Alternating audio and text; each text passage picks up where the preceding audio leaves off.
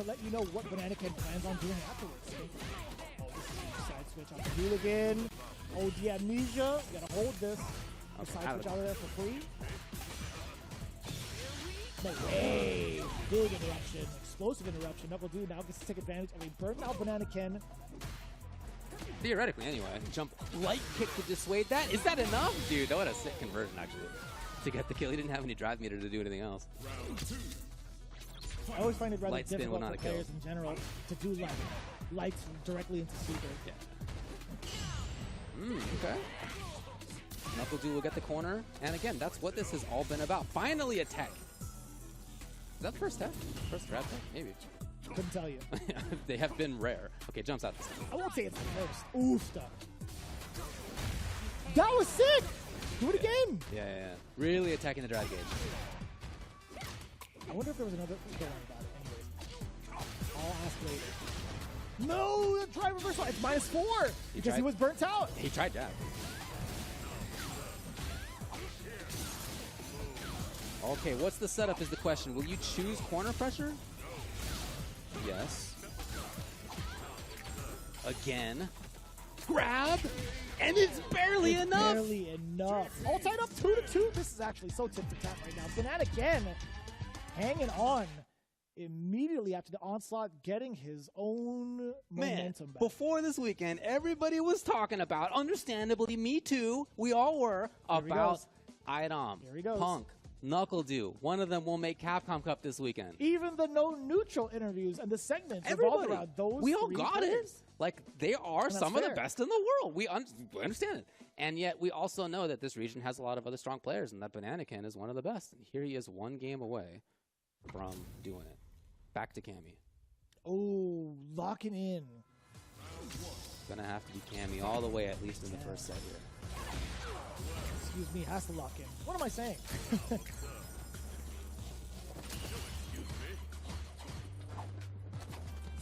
Okay, the beginning. Not a lot out of that, though. Bananakin gets the space. He gets to set up control. Doesn't really have the fast drive rush that a Jerry does, for example, so although she has great movement, it's a little bit different form of control for Bananakin. Carry, comes meaty. We're seeing a lot more activities in terms of the normals from NuckleDu instead of the throws. Oh, and that's great to stop the drive rush. Are we going to get thrown out? Oh, what a chase! I love seeing that. Burnout yet again. Not the first time we've seen this dude in Burnout, and he has fought well with it. Level 2. He could get NuckleDu burned out. Maybe not. Dude's defense! Oh, we could. That was a counter hit. That wasn't a punish counter at all. That was a definite counter hit from the side of Bananakin. He might have pressed like the buttons to get DI, but you don't have DI because you're burned out, so you got a button to counter hit. Could have been parry, could have been DI for sure. Yeah, either one of those, yeah. Or maybe an attempt to grab. Sweet. Yeah, that's true too. Okay, the chase is really coming out well from NuckleDu. He's going to be able to get corner, and again, his corner pressure gets interrupted this time.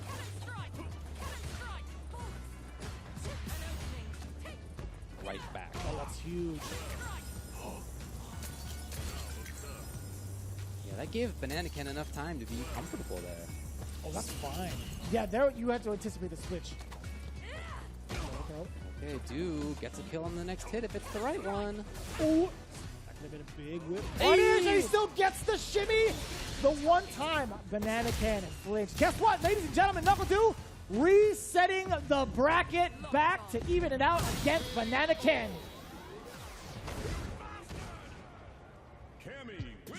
And while in the first 2 games that he won, it was really about that corner pressure, it wasn't as much in that game right there. Bananakin actually fought out of the corner okay. He challenged well with normals and was able to get back to neutral, but that was just still not a comfortable spot for him. No doubt. Not a comfortable spot the way that Du's playing. And it's great to see like how much of a setup those throws really led up to that final moment. I think, you know, it's so hard to keep in mind of the different looks that anybody could have against a JP player. Even in that, like, what, second to last round, NuckleDu was resorting to a lot of meaties to set things up. Yeah. To throw that out there towards the very end to get like a fake out, that shimmy, I don't blame Bananakin one bit for falling susceptible to that. That could have been anybody. Well, here we are in the second set. Back to 0-0. Next person to win 3 games is going to be going to Capcom Cup. High stakes. I love it. You gotta be wary of it. You notice that Knuckles not really overextending or like moving forward. He's waiting for like that possible teleport. There it is. Oh, but Banana Ken knew that that's when Knuckles was going to move.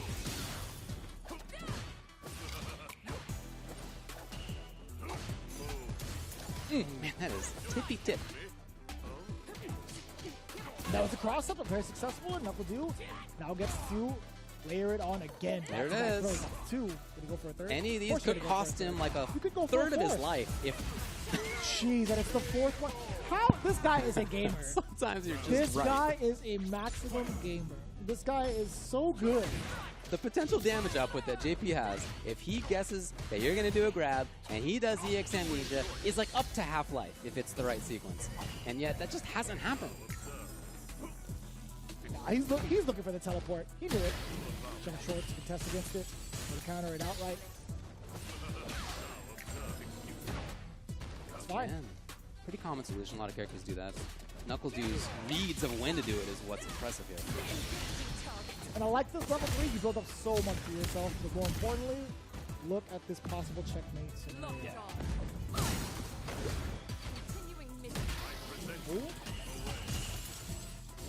Holding on to it. He's right. He's purposefully sitting in the middle to anticipate the teleport to happen. Oh, the pickup!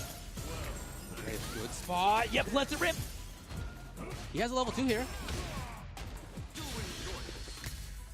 Is that a meaty hit? Yeah, it was. It was actually. Yeah, okay. All right. Concerned about that. I didn't think it was going to be in time. But it's the first game. NuckleDu sticking it out with Cammy. Whew. As well he should. He's nailing it with her right now. The grabs. Oh, man. I need somebody to count those up. Come on! Do it again. Oh. Banana Ken just cannot guess right.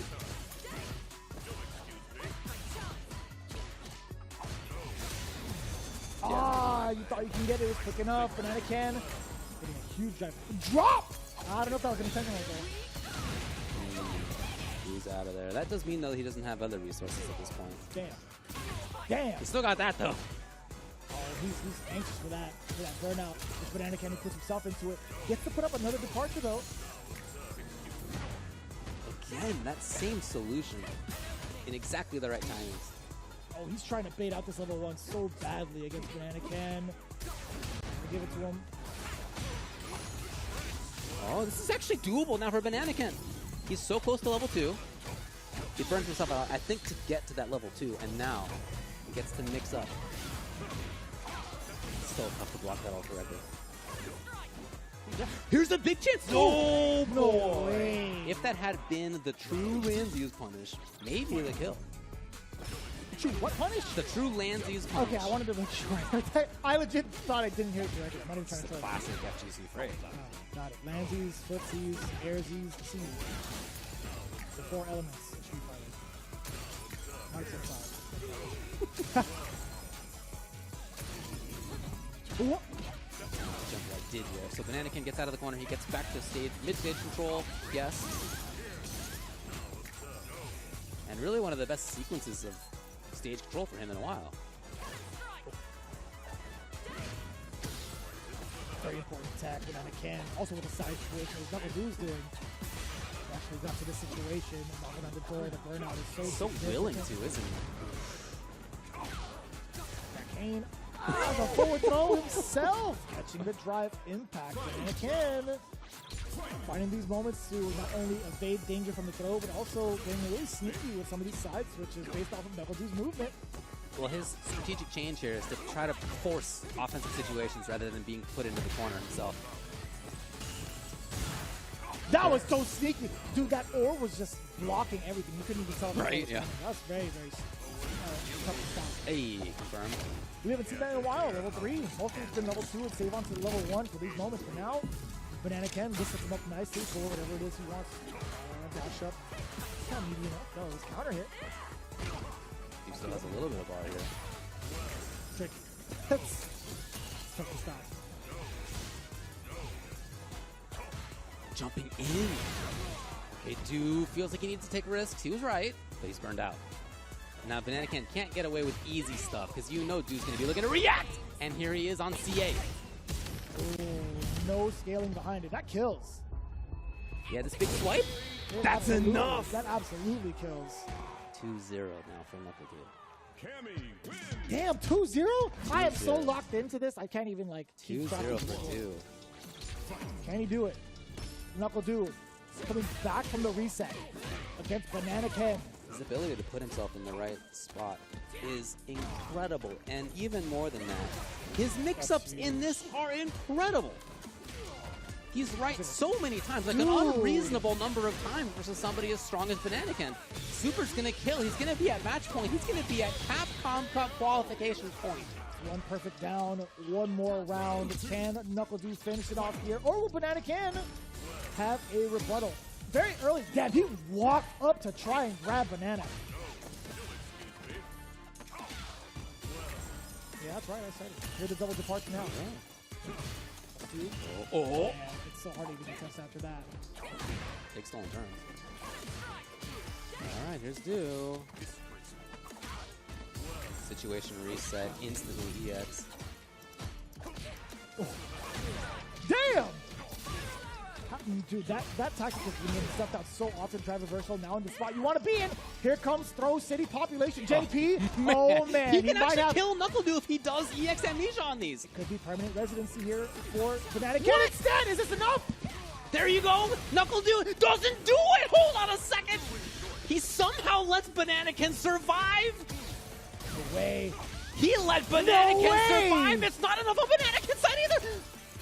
This hoop takes it. I can't believe the scramble, but it's NuckleDu who does take it after all to qualify for Capcom Cup. Welcome to another episode.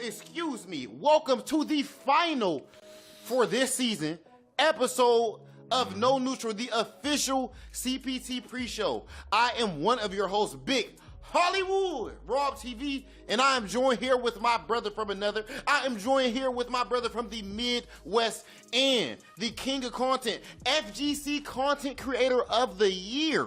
Even though I don't know if he can beat out RDC World, Brian F. What's going on, bro? What's going on, Rob? I'm glad you added that little, that note there at the end. Yes, no one can beat them. But that said, it is the final episode of No Neutral for this season because, it was short and sweet, the Street Fighter 6 CPT season. With the way Street Fighter 6 released, we kind of compressed the whole competitive scene, and we got through 47 qualifiers, 46 at the time of this recording. We have the final CPT qualifier coming up with the NA CPT Midwest, and then of course the LCQ will happen right before the Capcom Cup.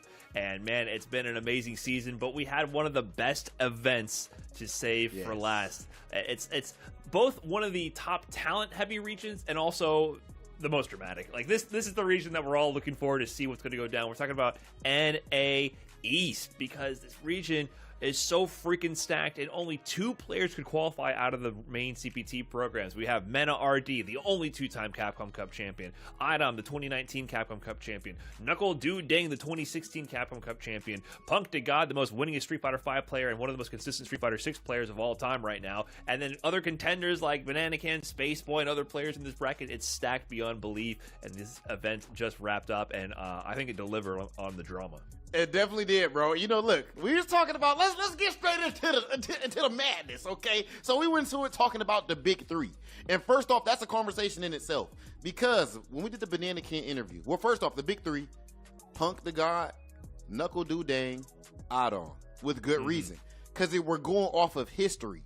But we're reaching kind of far back in history. Because if we're looking at recent history, and we said it on the show, the big 3 really, respectfully to Idom, who is great, and I think he's going to find his footing with 6 next season. Punk, NuckleDu, and Banana Ken. And boy, did he prove it last week in that tournament, bro. I mean, grand finals winner side run, he beats NuckleDu 3-1. They played first on top 8 winner side. So it felt like, because of the other stuff that happened, it felt like whoever won that, it was going to be the person who ended up winning the whole thing. Absolutely.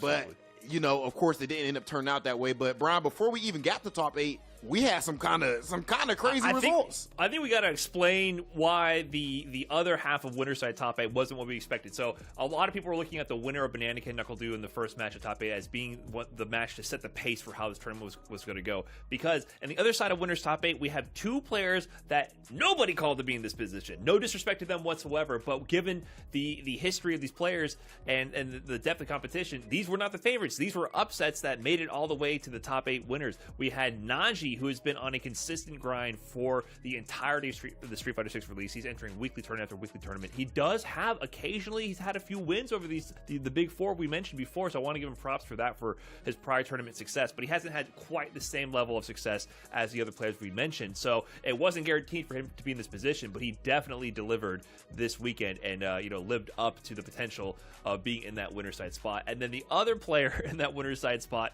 Paladin, 16-year-old Ryu player. Now, we had just mentioned before recently how Ending Walker, he didn't quite make it into the CPT. He didn't qualify through his CPT for the UK. Rain Pro took it over him, like almost in a dramatic finish, 3-1 in the final reset.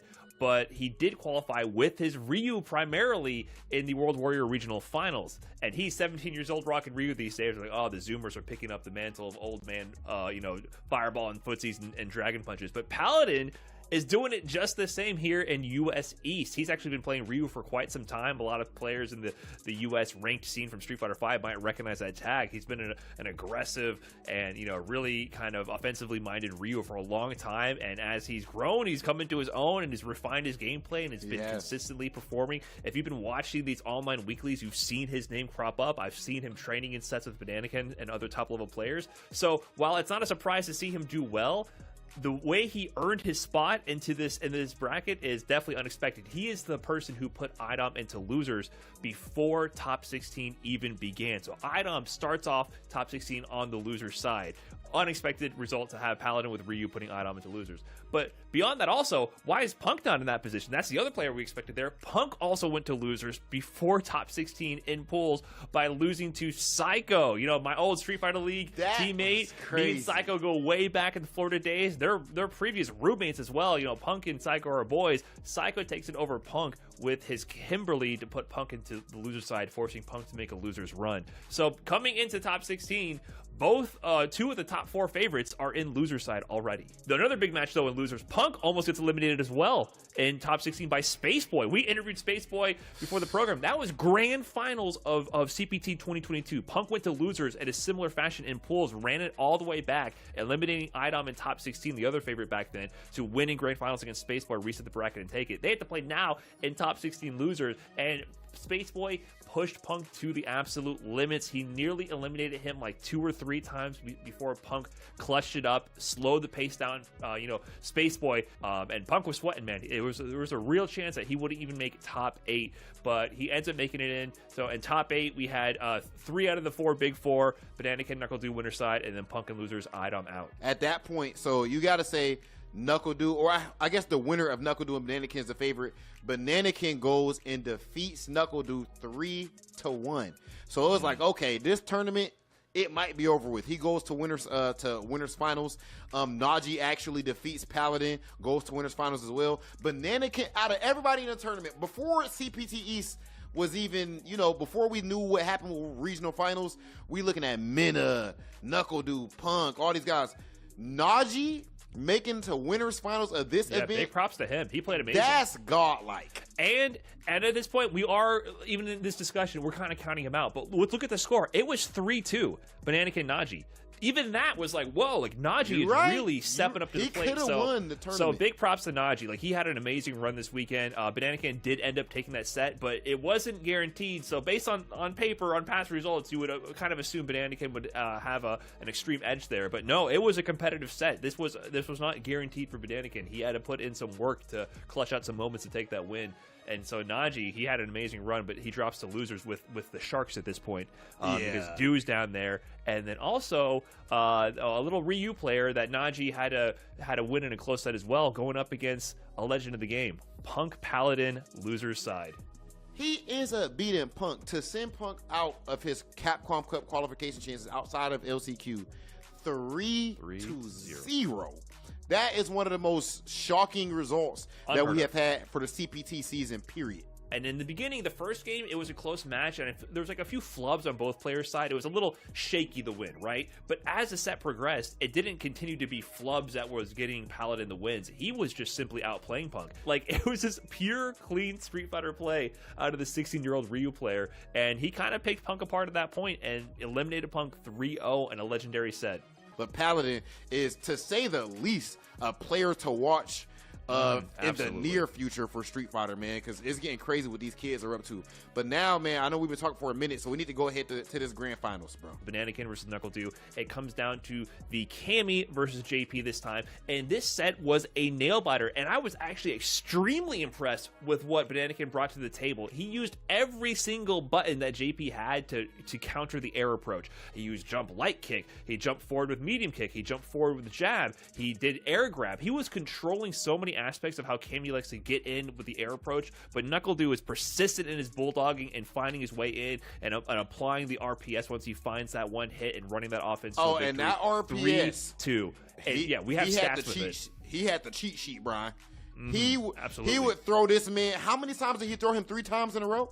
He had a sequence of throw looping times. JP. So the reason that's it's significant to bring up is because JP has the best anti-throw move in the game with Amnesia, right? So the risk reward on throwing JP is much more skewed than other characters. Amnesia can lead to huge damage or corner or side swap mix-ups, and it can just get the party started. Ultra David actually compiled the stats. Of the throws landed, NuckleDu landed 28 throws.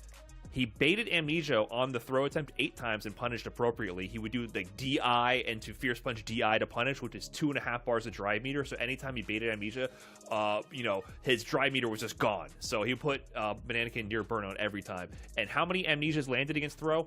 0. He guessed right every single time on throw. 36 times guessing correctly. 36 times guessing correctly. So 3-2, NuckleDu resets the bracket. Then it comes time for the final set, and I think this is the difference where it's not about matchups. It's not about strategy. It's about difference in handling the moment. And It I reminds think we you saw of clearly Reyno versus, of the difference. It don't remind you of Reyno versus Snake Eyes? A little bit. The same A little bit. However, I would concept. say mentally, yes. The matchup is different. So I think Cammy actually does well against JP for sure. I think this is one of his few kind of matchups where he actually struggles a little bit. But it was clear that Bananakin knew this matchup. Like the answers he was showing in the first set were phenomenal. I had never seen a JP player He didn't approach this lose matchup that because way. of the character match, especially that second set. No. He was just his mind was fried at that point. And NuckleDu smelled blood in the water. Bro, like, honestly, hearing those statistics from Ultra David, this performance, that specific part of it, is, I want to say, it's as impressive as what Kakaru did against Angry Bird at Gamers 8 with the perfect parries. When you consider what's on the line, in that case, it was $400,000 on the line. In this case, it's qualification into Capcom Cup, the biggest Capcom Cup ever on the line. And you make against JP, and you are the one on loser side, and he already beat you earlier on in this bracket, and you're going to go and just keep throwing him, and you're making the right read every time. This is when you know something is crazy. You cannot, as a player, watch that and learn something from it. There is nothing to learn. You cannot watch that like, oh, that's how I play the JP matchup. No. There's nothing you can copy paste. It's nothing technical. It's nothing in the frame data. It's nothing in the optimization, right? It's more of a mentality. Do after this, he kind of broke down Bananakin that second set, like we mentioned, ended up being 3-0. Bananakin was dropping things. He had some few moments. There was huge nerves on display, right? And NuckleDu was the one who was less nervous and more composed. And what NuckleDu talked about was, it was a great interview, first of all. He talked about many things. I highly recommend. Best interview of the CPT season. Highly recommend checking out that interview. A lot of candid and very inspiring and informative words from NuckleDu. But he mentioned you can't be scared to run your play. Even though JP Amnesia is nuts, even though you're facing huge stakes here, if you show hesitation and you show fear, that is death. And that's what NuckleDu was facing, and he decided that he was not going to go out afraid. I know what you say, because that's like Sonic Fox says that you refuse to be conditioned, kinda. Yes. But it's not going to just work. It's not a it's not a copy paste. You just reading the dudes you're playing against. Right, but if NuckleDu doesn't ever represent the option that is risky, what are you doing? Like, so You're not playing the NuckleDu, game. he mentions like, don't be scared to run the game, and I think that's what Du has embodied for years now. Is he is not scared to go on the offensive. He is not scared to take those risks, and it pays off for him. He's an incredibly intelligent player and knows how to run the offense, and I think offense is one of the things that sometimes people don't respect because it feels really revered in the Street Fighter community. People love seeing smart defensive play. It feels like the classier way to win. But strong offense requires making reads and taking risks, and that is where the champions are made, in my opinion. And I think NuckleDu, he's been a champion in the past, and he set himself up for a position to be a champion again. NuckleDu Dang, absolute legend in the scene. And again, as you said, Brian gave us an absolutely classic interview as well at the end of it. Man is fighting for his family. After he won, I was watching the stream. After he won, he stands up and said, "We did it." But he's yelling to his family in the other room. You know, his wife and his children, you know, that he qualified for Capcom Cup for them, man. So much respect to NuckleDu for an amazing and inspirational performance, and good luck at Capcom Cup. But that's all U.S. East. That's so last week. This week, it's not about him. It's not about that region. It's about our home. And the guy that's on the call with me right now and all of the rest of our homies from back there in the Midwest, this is about to be the most exciting region in the world for me personally as Big Hollywood. And when you talk about the energy, when you talk about the hype, when you talk about the camaraderie, there isn't too much that compares to this region right here. Who is going to take it? Will it be the fighting game content creator of the year, according to Dash Fight? Is it going to be Dual Kevin repeating? Because he did decide to join. I didn't even ask you how you felt about that, Brian. I like that energy right there. He's playing the villain role. And, of course, it could even be Flash Metroid and so many other players. This is going to be a treat. It is time for CPT Midwest Top 16.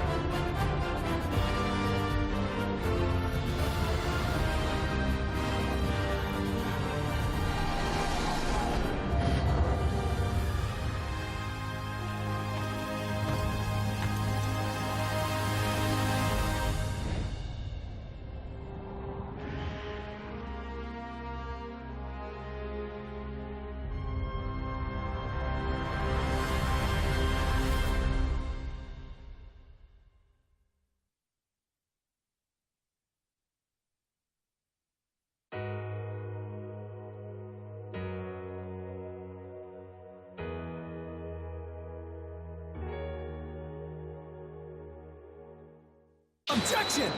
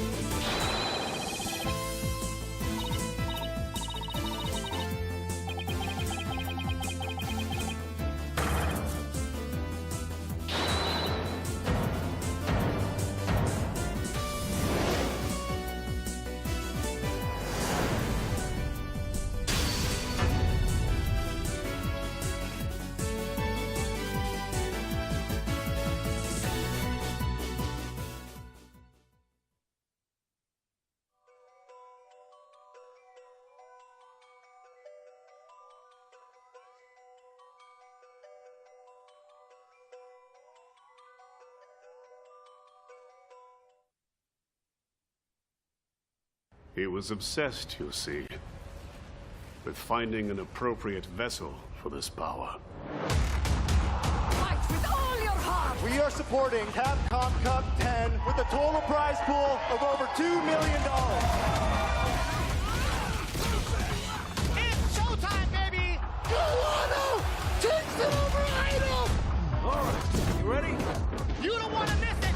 Let him go! Look at the damage! Look at that damage! Now's not the time for jokes. Your two-time Capcom Cup champion. It's Meta RD! Oh, they let us back in the building again for one of the last CPT events before Capcom Cup. Ringe in the building, and you know we doing it Midwest style, so we had to bring the saintest of colas with me. How you doing, fam? I'm doing fantastic, but I got to correct you on one thing. It's Midwest, baby, out here. CPT top 16. We are deep this delish. And it's going to be absolute flames of fire. We have a lot of killers in this bracket, a lot of killers that did not make it in here. Oh, man, that's what happens, What right? ups? When we get the stacked regions, you know what I mean? And all these regions in the U.S. stacked to the gills, especially the Midwest. I want to take a look at that top 16 bracket when we get a chance, because as you mentioned, there's some familiar names, and there's some names that people wish that were there that are absent. And, of course, we're starting at the top. Dual Kevin and Zach in a Box, two mainstays in the Midwest region. Same thing, going pretty much all the way down the list. We got Sayff and Shen, Chang, Joe Rogan, and Jack, Liquid, Riddles, and Zhen. I mean, Zhen's kind of a staple of the Midwest. Yeah, you know yeah, what we I'm claim saying? him. We claim Yeah, I was him. gonna say, Yeah. y'all been claiming him since he showed up at LCQ. Yeah, y'all were real tight. He's part of I our seen boys, it. you know. Exchanging the MF Doom tracks and whatnot. I remember. Yes, sir. Let's take a look at the loser side, though. You see he's down below. Look at that. Brian F versus Hamad coming through. Texas showing out. Weeds, DapVip, Shine, Ehai. Last but not least, Tay versus Van in. A lot of representatives from Canada. A lot from Midwest. It's a combined region, but I like seeing both scenes show out and work. Yes, indeed, right? We're going to see a lot of work go down today, of course, because this is one of the premier regions of Street Fighter 6. They're all fighting to get into the Capcom Cup, but today we have some money on the line as well for them to get into that top 8 to claim this first place prize of $2,500. Of course, second, third, and fourth will also get dealt out some cash, $1,200, $800, and $500 respectively. Yes, sir. And speaking of that cash, this is what some of these players are just playing for, as two of the people in this top 8 spot, or top 8 winner side spot, I should say, are already qualified. And they're looking to, again, get the lion's share of that 1 million right there. First place.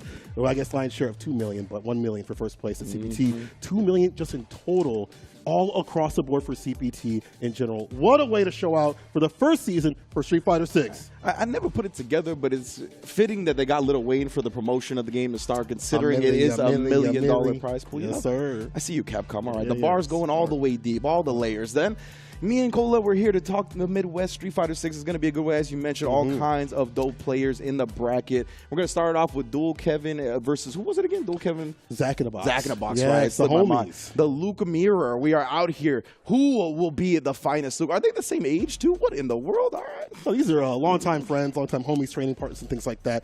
But Dual Kevin, as we mentioned, or at least alluded to, is already qualified for the CPT. He did so through the that's right, that's Warrior right, yeah. Midwest. Yeah, Zach in the Box has been getting stronger and stronger. We've seen him do work out at the regional side of things over at Roundhouse. Shout out to him in that top 8 spot. But these two play each other a lot, so I would like to see the Rashid. I mean, Dual Kevin's here to ruin people's day and true. get that guap, right? He said even himself, they let me play, I'm entering in. Yeah.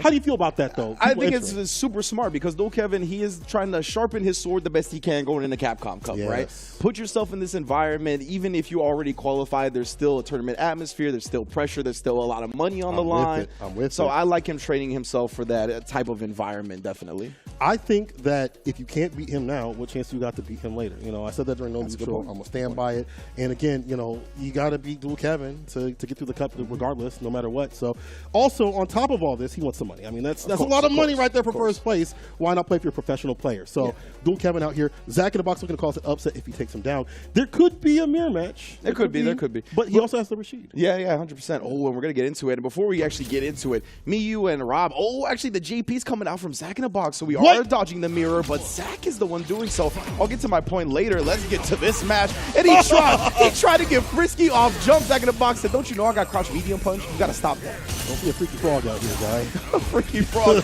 They definitely be hopping. You feeling froggy, then leap, my man. Luke especially jump fierce, jump heavy could.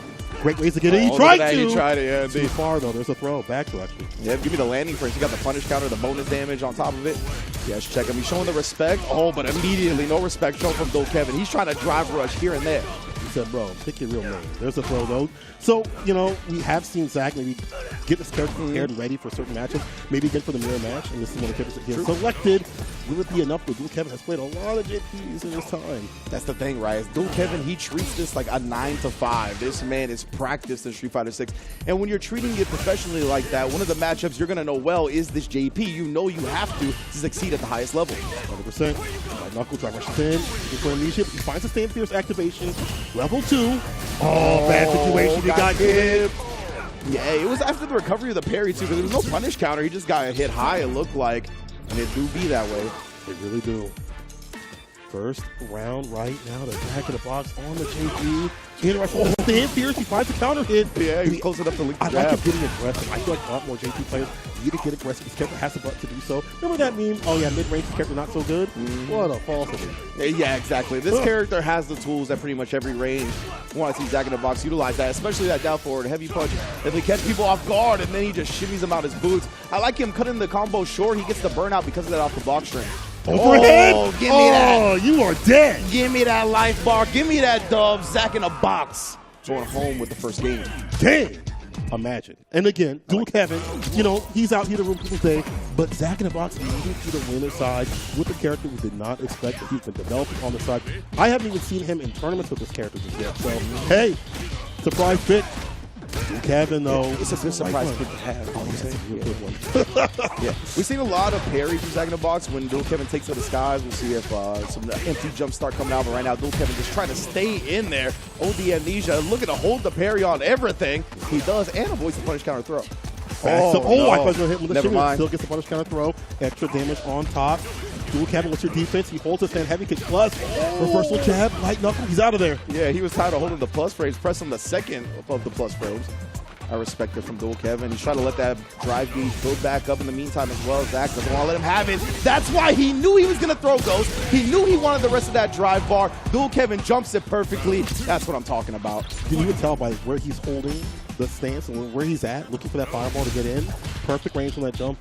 Great form. Oh, man. And then the whiff punish here. That cross-field punch, no joke, bro. So much off of it. Ooh, and throw. Oh, whipping the point. He's got the level 3 as well. Ooh, and yeah, he actually checked some of the drive rush. He was walking in, trying to get intimate with him. Back throw. That's my corner on Marlowe. Stand Fierce fireball. The follow-up. Harassed him up in the corner. The tech still does not connect. The anti-air's right there with the crouch Fierce. Strong defense from Zach in the box, who just, I say that, try to catch Dual Kevin, coming into a sandblast, instead catches the DP to the noggin. Level 2, how we defend this. Yeah, I was going to say, you're going to get burnt out. He might have tried to parry. I can't tell what happened. But either way, he was burnt out in the process. That level 2, one of the best moves in the game. 100%. And this is Kit No Dip. That's it from downtown, from a long-distance relationship. Yaru crew, Zach in the box, about to move on over Dual Kevin. I know people like to talk about Amnesia, but personally, my GP moves power rankings go with Departure, SA2, then Amnesia. I'm with you, bro. That You know thing, how what it I'm saying? blocks down the neutral is incredible. It's wild. It's wild. You gotta recognize what's going on with it. Medium punch punish counter. The landing frames get punished again there. Kevin just committing to something in the air. We do get the tick throw off the drive rush. Got to respect the plus frames. Oh, and then he fakes him out with it just raw. You should just yet drive reversal instead. Okay. In terms of defensive options, you haven't really seen Amnesia come through. Yeah, that's true. We definitely have not seen a lot of representation, but Dual Kevin again checking. And that's something we see a lot of against JPs, right? Because they have that crouch fierce. They try to take their turn after doing it when you land. And hey, if they take something that takes a little bit too long, you can check it. Oh, nice. And then out his boots. Those are expensive shoes, but they mine now. Dual Kevin tying up the set. What size are you? 10? 11? Let me get those. They look good on me. All right. Game to game right now. Man, Luke don't even be wearing shoes. He just wants them for his display. Yeah, Savage really. life. Oh, did he one of those types? Yeah, those sticker heads? They don't even wear them? Well, that couldn't be me. I like the regular ones. I'm not really sticker heads still. This man walking around Vegas casinos just barefoot. Sir, you can't be here. You can't be here, man. Some buggers on. Dual Kevin got a pop on the corner. Stand, medium punch. Shades of Street Fighter 5 right there. Like heavy kick. Oh! Finally, we get an Amnesia, but yeah, it was in a moment where Dual Kevin actually does get opened up by the homie projectiles. Flinch. Back in again. Tech does not connect. Crouching, you kick, drive rush again. I like that. Get aggressive. That's how you have to play with JP. Like, I feel like you can't just stay back with the fireballs. You have many ways to initiate. Like crouching, you kick the ball things off drive rush. It's too predictable, too linear, and people are too good at it playing against that playstyle now, right? So you got to switch it up 100%. Ooh, and I was going to say, that is a minus a billion, definitely double digits. So Dual Kevin, stand fierce punish, and he is on set point. This is it, Dual Kevin looking to ruin more people's day throughout the bracket and move on to top 8 for tomorrow. Yeah, look at that. Oh, and then Zach has been so good at checking a lot of the drive rushes, but Dual Kevin staying persistent, making him think about something else. He sneaks it in. We do get a punish on the throw attack. Pierce. There's going to be more, I can go for level 3. Immediately, that's smart. Man's damn near burn out. Hit the OD, OD departure after this. True. And he's going to be able to build some bar back in this round. Yo, what was the dash forward crouch, light kick, frame kill, back dash? Back up. All right. Dude, man, that's what we're doing on him. That was a Midwest two-step. All right, now Dual Kevin, he knows he's still very much a threat. CA on deck, try to catch him committing to a projectile, does not. One touch. One thing. All he needs to go for the drive impact, and that's that. Final game, final round between these two. Man, I forgot. We are in 2 out of 3 territory, baby. Top 16. This is indeed the final round of the first set. Right at the bottom here for Dual Kevin. He realize that to get a big lead, or in with the quickness, departure gets the drive rush up. Wow, and he was able to throw him right before the homing projectile came in. That was big, and then checks the drive rush, not allowing Dual Kevin to do it for free. Level 2 on deck for Zach in the box as well. If he gets the block string going, this could be very dangerous for Dual Kevin. Yeah, I'm going to stand fierce, medium, any of those things. Whittle away. Dual Kevin's back with green. Nice. Yeah, he just punishes the landing frames. He doesn't want to commit just yet. Yeah, he wants to put him in the corner, get that block string into the level 2 to really unblockable him, but Dual Kevin not letting him get that close for free. Level 3 at any point might be good here. Kill from that drive gauge. Yeah. And put him on the back foot. Stand fierce activation. This is fair. That drive gauge. He's holding parry. He still gets clipped low. There you go. Zach in the box, causing a massive upset with the Pierce. The low did it, as you mentioned. Once you get the actual rhythm of the level 2, we'll get into that in a little bit right there. But yeah, you saw him hold the parry, right? Because as you mentioned, he was so low on the drive gauge. That level 2 was going to burn him out if he didn't do something about it. Tries to do it there, but doesn't take into account the low. Bit of a funky sequence off that from Zach in a box. And Dual Kevin go to the losers. But luckily for him, like you said, he's qualified already. Ramsey, you were right. Nobody wants to play Zach in the box with this JP. It looks very solidified, very strong, and already developed. You know, this is a cat that can definitely get with the quickness in terms of getting his characters prepared. You see it right here with the JP. Dual Kevin not able to clinch it out. He's going down to losers, but great player from the side of Zach in the box. A lot of shimmies, and that's knowledge of just knowing the person that you play a lot, right? Like you play this person all the time. That's just like the higher echelon of understanding how they're going to do in terms of defense. So that was exposed. Zach moves on to top 8 tomorrow. He can go chill out and play whatever he want to play. Hopefully more Street Fighter as he gets more solidified with this character. Good stuff. Yeah, most definitely. I like that from Zach a lot. And it's funny, I'm glad that you mentioned the shimmies having so much success, because when I see Dual Kevin play, a lot of the time he strikes me as a very defensive player. Yeah. Like he's willing to just block it out. He doesn't want to tech. He'll take the throw. But right there, Zach, he just got into his head enough. And that's what happens when you said there's a match between sparring partners and they know each other so well, right? Stuff like that starts slipping through the cracks. You play a little bit differently than you normally would because you think you got a hard read on the other player, and stuff like this happens. Great stuff to Zach in the box, though, 100%. Have more great matches coming up. Sayff versus Shen Chang. Shen Chang, an old head in the Street Fighter 4 days. Didn't see him much in 5, but out in 6, we see him all the time, taking your points in rank. Sayff, dude has been doing work for Canada quite a bit. Bro, I didn't know you were 33. Both of y'all are 33? That's crazy. I did not think this at all.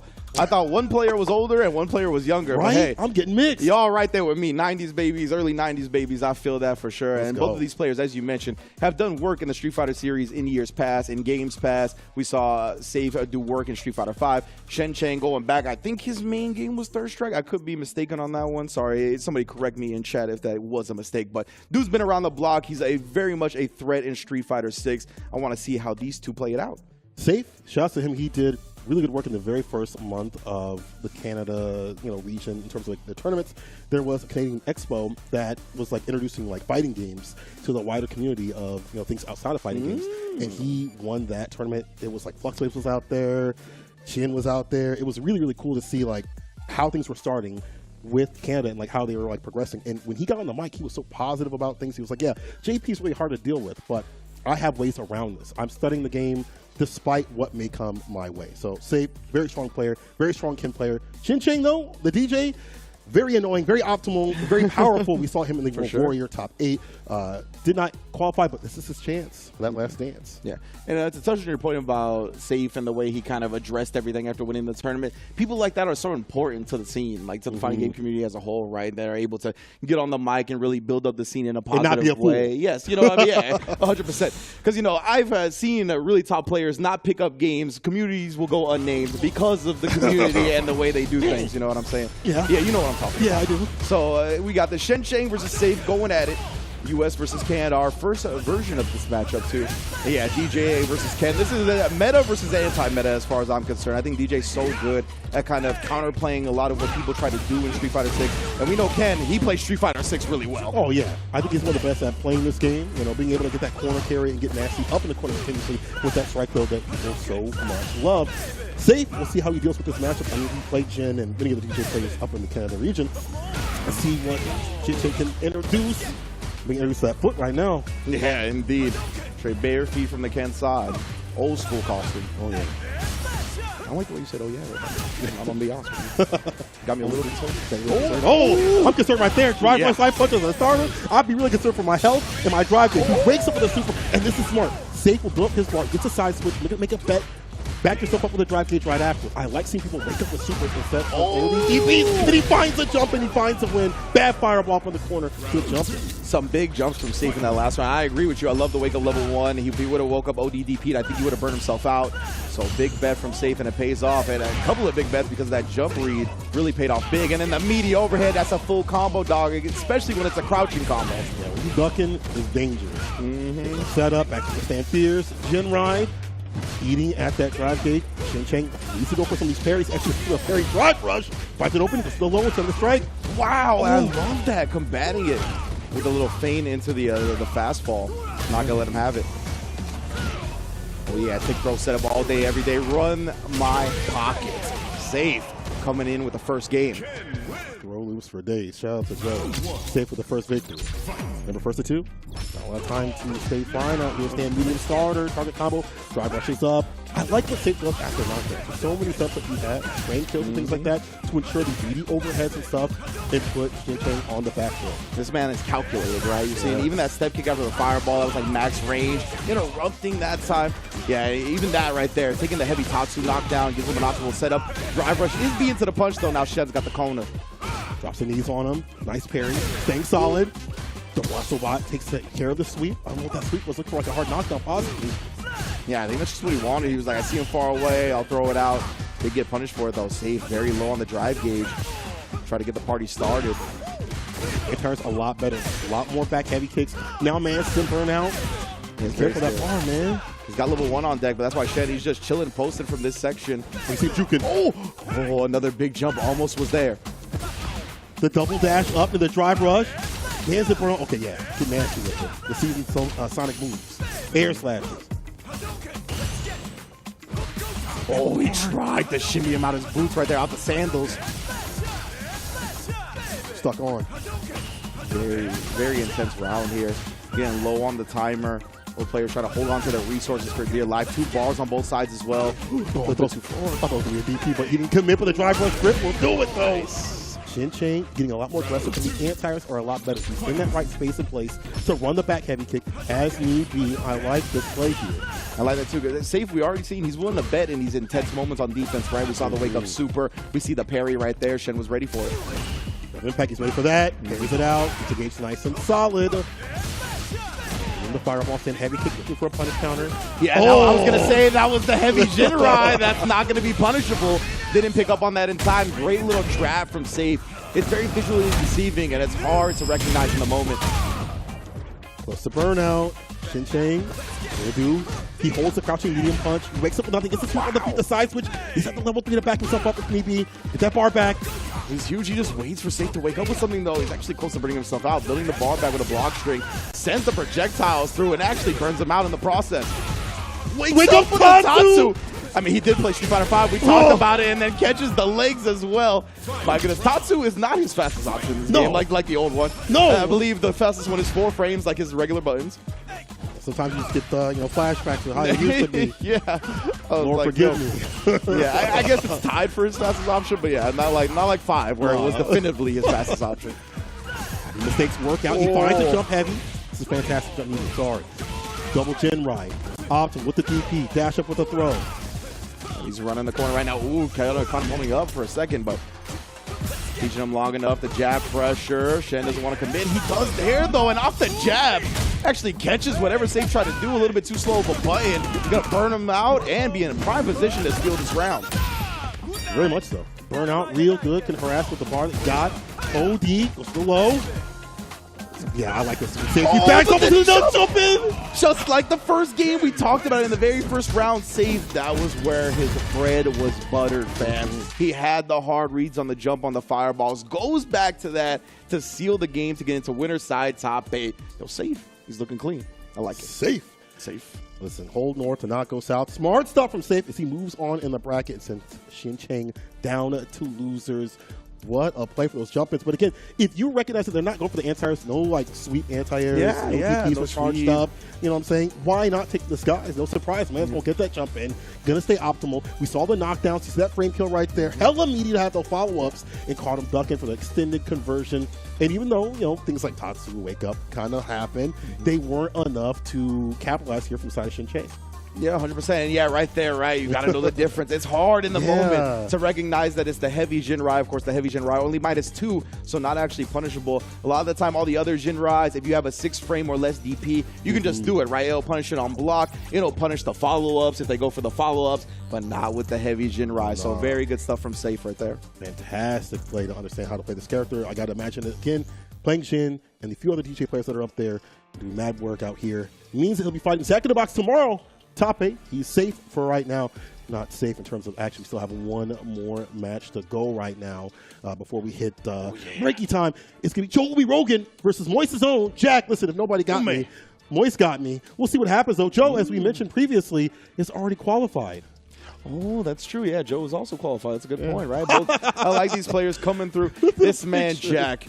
He was like, I'm riding this Capcom season finals picture till the wheels fall off, like brother. 5 I remember years. that. Yeah, that's what I was going to say. My man, he's still holding it down, though. Of course, Moist Esports, Jack in the building, just a kid 55 on the socials. Joel Rogan, though, as you mentioned, qualifier for Capcom Cup already. He's going to be in the running to catch that milli for himself.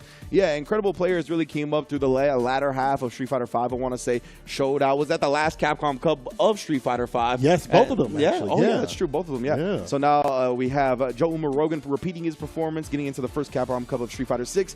Jack looking to join him. Looking to do so, but Joe looking to send him down before that can even happen, which is a dangerous thing because, like, my man is playing with no pressure on him besides wanting that money. Joe already qualified, already solidified. He already did so through his World Warrior, and that was a really great one. Shout out to Incendium to have that offline. Digital Havoc, all the people out there, Mufasa and them, having a offline qualifier for the players was a treat to watch. Absolutely. Spectacle. Big fan of the World Warrior finals that took their events offline. I think the UK did that as well, right? Shout out to the Reversal Boys, of course. And Spain as well. Spain. Oh, big ups to Spain. Yeah, everybody that took it offline, I think that's amazing. Definitely big fan of that one. But yeah, and the fact that you brought up that Joe was going to be playing this without much pressure, right? Just for the money on the line. Like, to me, that makes him even more threatening. Like, I'm already scared of Joe. Unhinged Joe Rogan, I don't know what's about to happen. Yeah, it's a dangerous cat. That's more ODPs that you don't care about, more nasty jump-ins, and Luke can definitely dump out the damage. And Joe, he's been practicing so much through a lot of the tournaments. We've seen him at Costly. We've seen him at TNS, of course. And those are stacked. Those are like 300 people, hundreds of people up in there, you know what I'm saying, making these top 8 brackets and things like that, if not winning them sometimes. So Joe looking poised to be the favorite in this matchup, but you cannot count out Jack. He's gotten better and better at his play style. One thing that he had an issue with, that I've talked to him with a million times, was making sure he's not in burnout, that he always has drive gauge, continue on his combos, continue his pressure, walking forward, dashing up instead of just drive rushing in. That was a meta for Jury before, but not so much now. Exactly, right? Like, as we progress in Street Fighter 6 and people have gotten better and better at reacting to drive rushes, you can't just throw the fireball out, drive rush behind it, or raw drive rush like people used at the beginning of the game. So it's definitely been interesting watching the Jury players kind of develop a new meta for the character, figure out what's going to work at a higher level. Correct. Oh, he knew he was going for that neutral jump. Goes for the air throw, the reads. This man, Jack, he is cozy in that outfit. Oh, yeah. Staying in. can't stay there. As a lot of people are doing right now with the weather in the United States. Go kicks. Ooh, you the love follow-up. it. Yes, sir. Confirmable. So Very smart confirmable. option. And it's good if they want to go for like drive impact right back, right? Yeah, You can super great. easily get it back. And now Jack's going to control this corner. 9 to 5, you work for me. Ooh, got caught trying to take his turn. Speaking of trying to take your turn, this is single-player experience right now. I am a campaign gamer. Jack in the building. No multiplayer, no PvP out here. PV me. All right. Give him the unplugged controller like he's the little brother. The sound going on. That was good stuff. I've heard too many times. Anyway. See, I'm a little brother. I'm an only child. I didn't have to experience that, luckily. I got other traumas. Oh, no. Indeed, and speaking of trauma, Rogan may never take a throw again in his life. He's going to get burnt out from this level 3. Ouch, Brad. I'm never going to tag again. Oh, no. Top of the corner and burnout. You only have level 1 to your name. OD Fireball. The walk up tag still does not connect. Do it. Oh, that was nice from Jack. He went in, especially after the block Fireball. He gave him a second to see if he's going to reversal super. Doesn't catch the money button. No cha-ching here. I will say, though, this character's pressure up in the corner when she's got those fireballs, when she's got those stocks up, when she has the maintenance going and flowing, it is fantastic. And Jack knows what to do. Here we go, though. The blessed button. If nobody got me, crouching medium plus got me. Oh, God, no. And then the punish counter suppressor starter. That might be suppressor, but the damage is loud. Ooh. Oh, yeah, here we go, Jack. It's a side switch. Jump light kick. We out of there. Walk up throw. Straight up. No That's a fear shown. defense. Trying to catch him out, taking a throw that time. It catches him escaping, or tried to escape at least. Chill, no bail. You can't leave. Oh, you're a burnout? Oh, yeah. Maybe just like the no other prodigy. No, didn't have to confirm. And then the drive rush, punish counter Sauda. Good damage here. Jack holding on to his meter for now as well. Oh, and he does sneak in the drive impact. No answer was there. Rogan didn't have that one bar until this combo, so you had to hope he left a large enough gap to throw, and I don't think he did. Jack on set point dominantly right now. Dash up throw. I mean, he plays his special so much, obviously, with Kevin. Oh, but here we go, though, Joe, with a level 1 as an anti-air choice. But Jack is back in. He's been good about using not only drive gauge, but always having the full hot stock to rule the neutral with these fireballs to dash up right after. See, like just like that, Joe holds whatever happens after. Now he does ODDP, more active defense coming through from Joe. You never saw Joe get punched for that before, right? But you still got to represent it. You know that the other player is actually going to be even more confident in running their offense because they baited it. But I love that Joe pulls it out and whiff punished.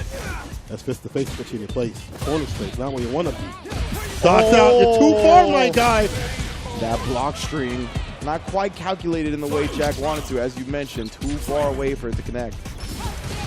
Joe trying to hold on again. Crouching medium punch plus 1 for some fun on block, even more on hit. Yeah. Natural combo on hit too with a light hit. +5, baby. Oh, he's ready to whip punch. I thought they said you could do it, but what are these drops at these spaces with these Wuha charges? Joe's too ready. Oh man, that is a tough L to hold for Jack, right? The dub slipping through his fingers right there. KO. Joe gonna tie up the set when it looked like Jack was gonna run away with it, honestly. He had it. It was in his hands. Yeah. And you know, it's wild to me that drop ended up happening because I consider Jack a pretty clutch player because he's grown up under the spotlight. Right? Even as a youngin', he was on SFL immediately. He was going to majors. He was traveling. Evo top 8. Yeah, exactly. Yeah. He's Fast here, 355. very used to the environment of this where all the eyes are on him. He's playing for big stakes. So yeah, rare to see the drop.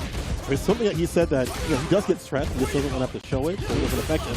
But right now, I'd be stressed because I'm getting less for that crouching medium punch. Again, and look at the shimmy. This is where Joe is looking for. It's right outside that crouching medium punch. It's 6 frames. It's quick.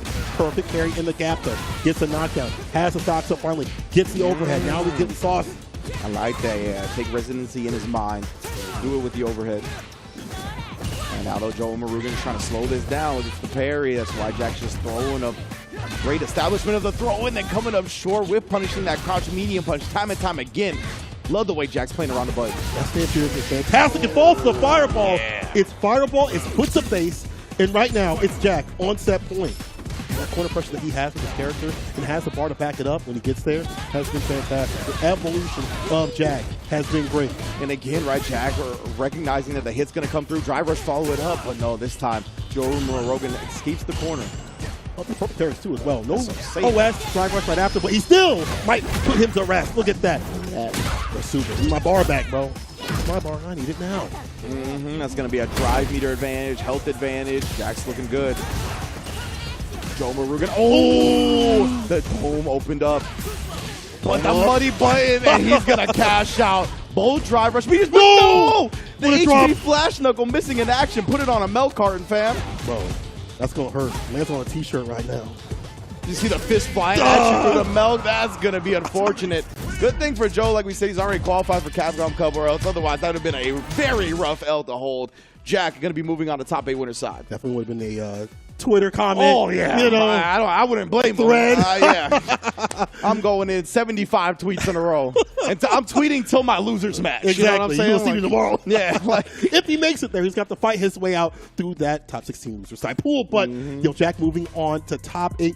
But again, the evolution of Jack has been, can I keep maintenance on this character? That's why a lot of Cherry players have fallen off. Even the best of the best have not been able to keep hold with this character until they have the bar up. You see the stocks up right there, the drive gauge to enact that great corner pressure around that stand fierce that she's got, and her other buttons, not just mindlessly drive rushing in. Yeah, I love the juries that have the confidence to break out the feng shui engine as well. We didn't see it this time from Jack, but that's another layer that they've had to kind of incorporate more, right? Because, like we said, the strategies that were working at the beginning are not working as well now. So they kind of have to dig deeper into the bag, go into the feng shui, do different stuff like that.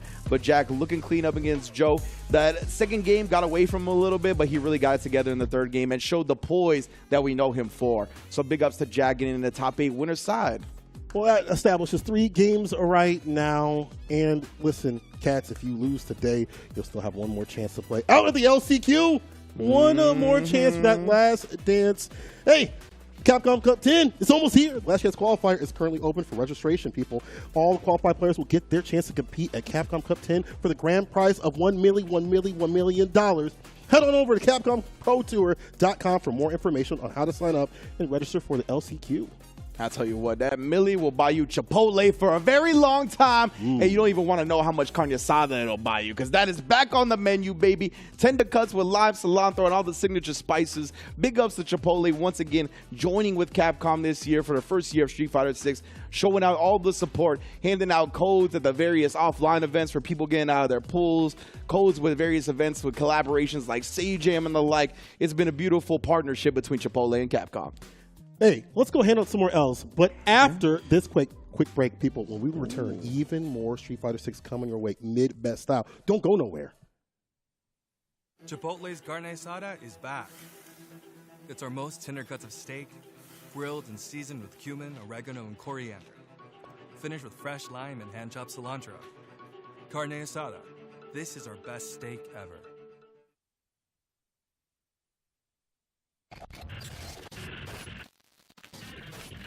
Showtime, baby! Right now! Everyone's ticket for this Capcom Cup is getting a show. Right final game, final round! You couldn't write a better story! Get into the ring! God, I'm low. God, my soul. All of my thoughts be dark like coal. Up to the party, y'all don't want smoke. Energize the body, raise up the yard right now. I'll take on all of you! Right now. Finish goals, I win it all right now. Secret on!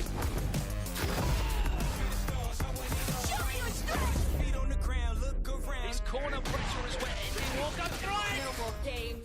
Time to get serious. That RD taking it down defensively against the biggest threat thus far.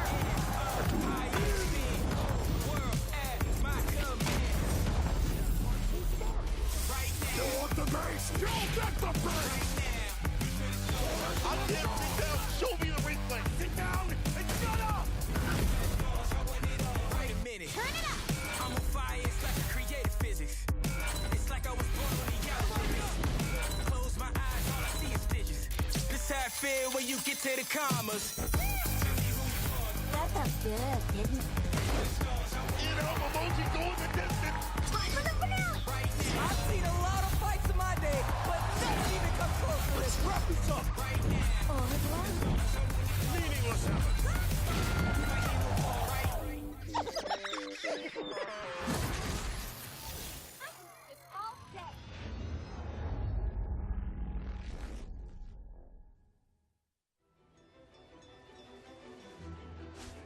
I present the Hunter from Komura.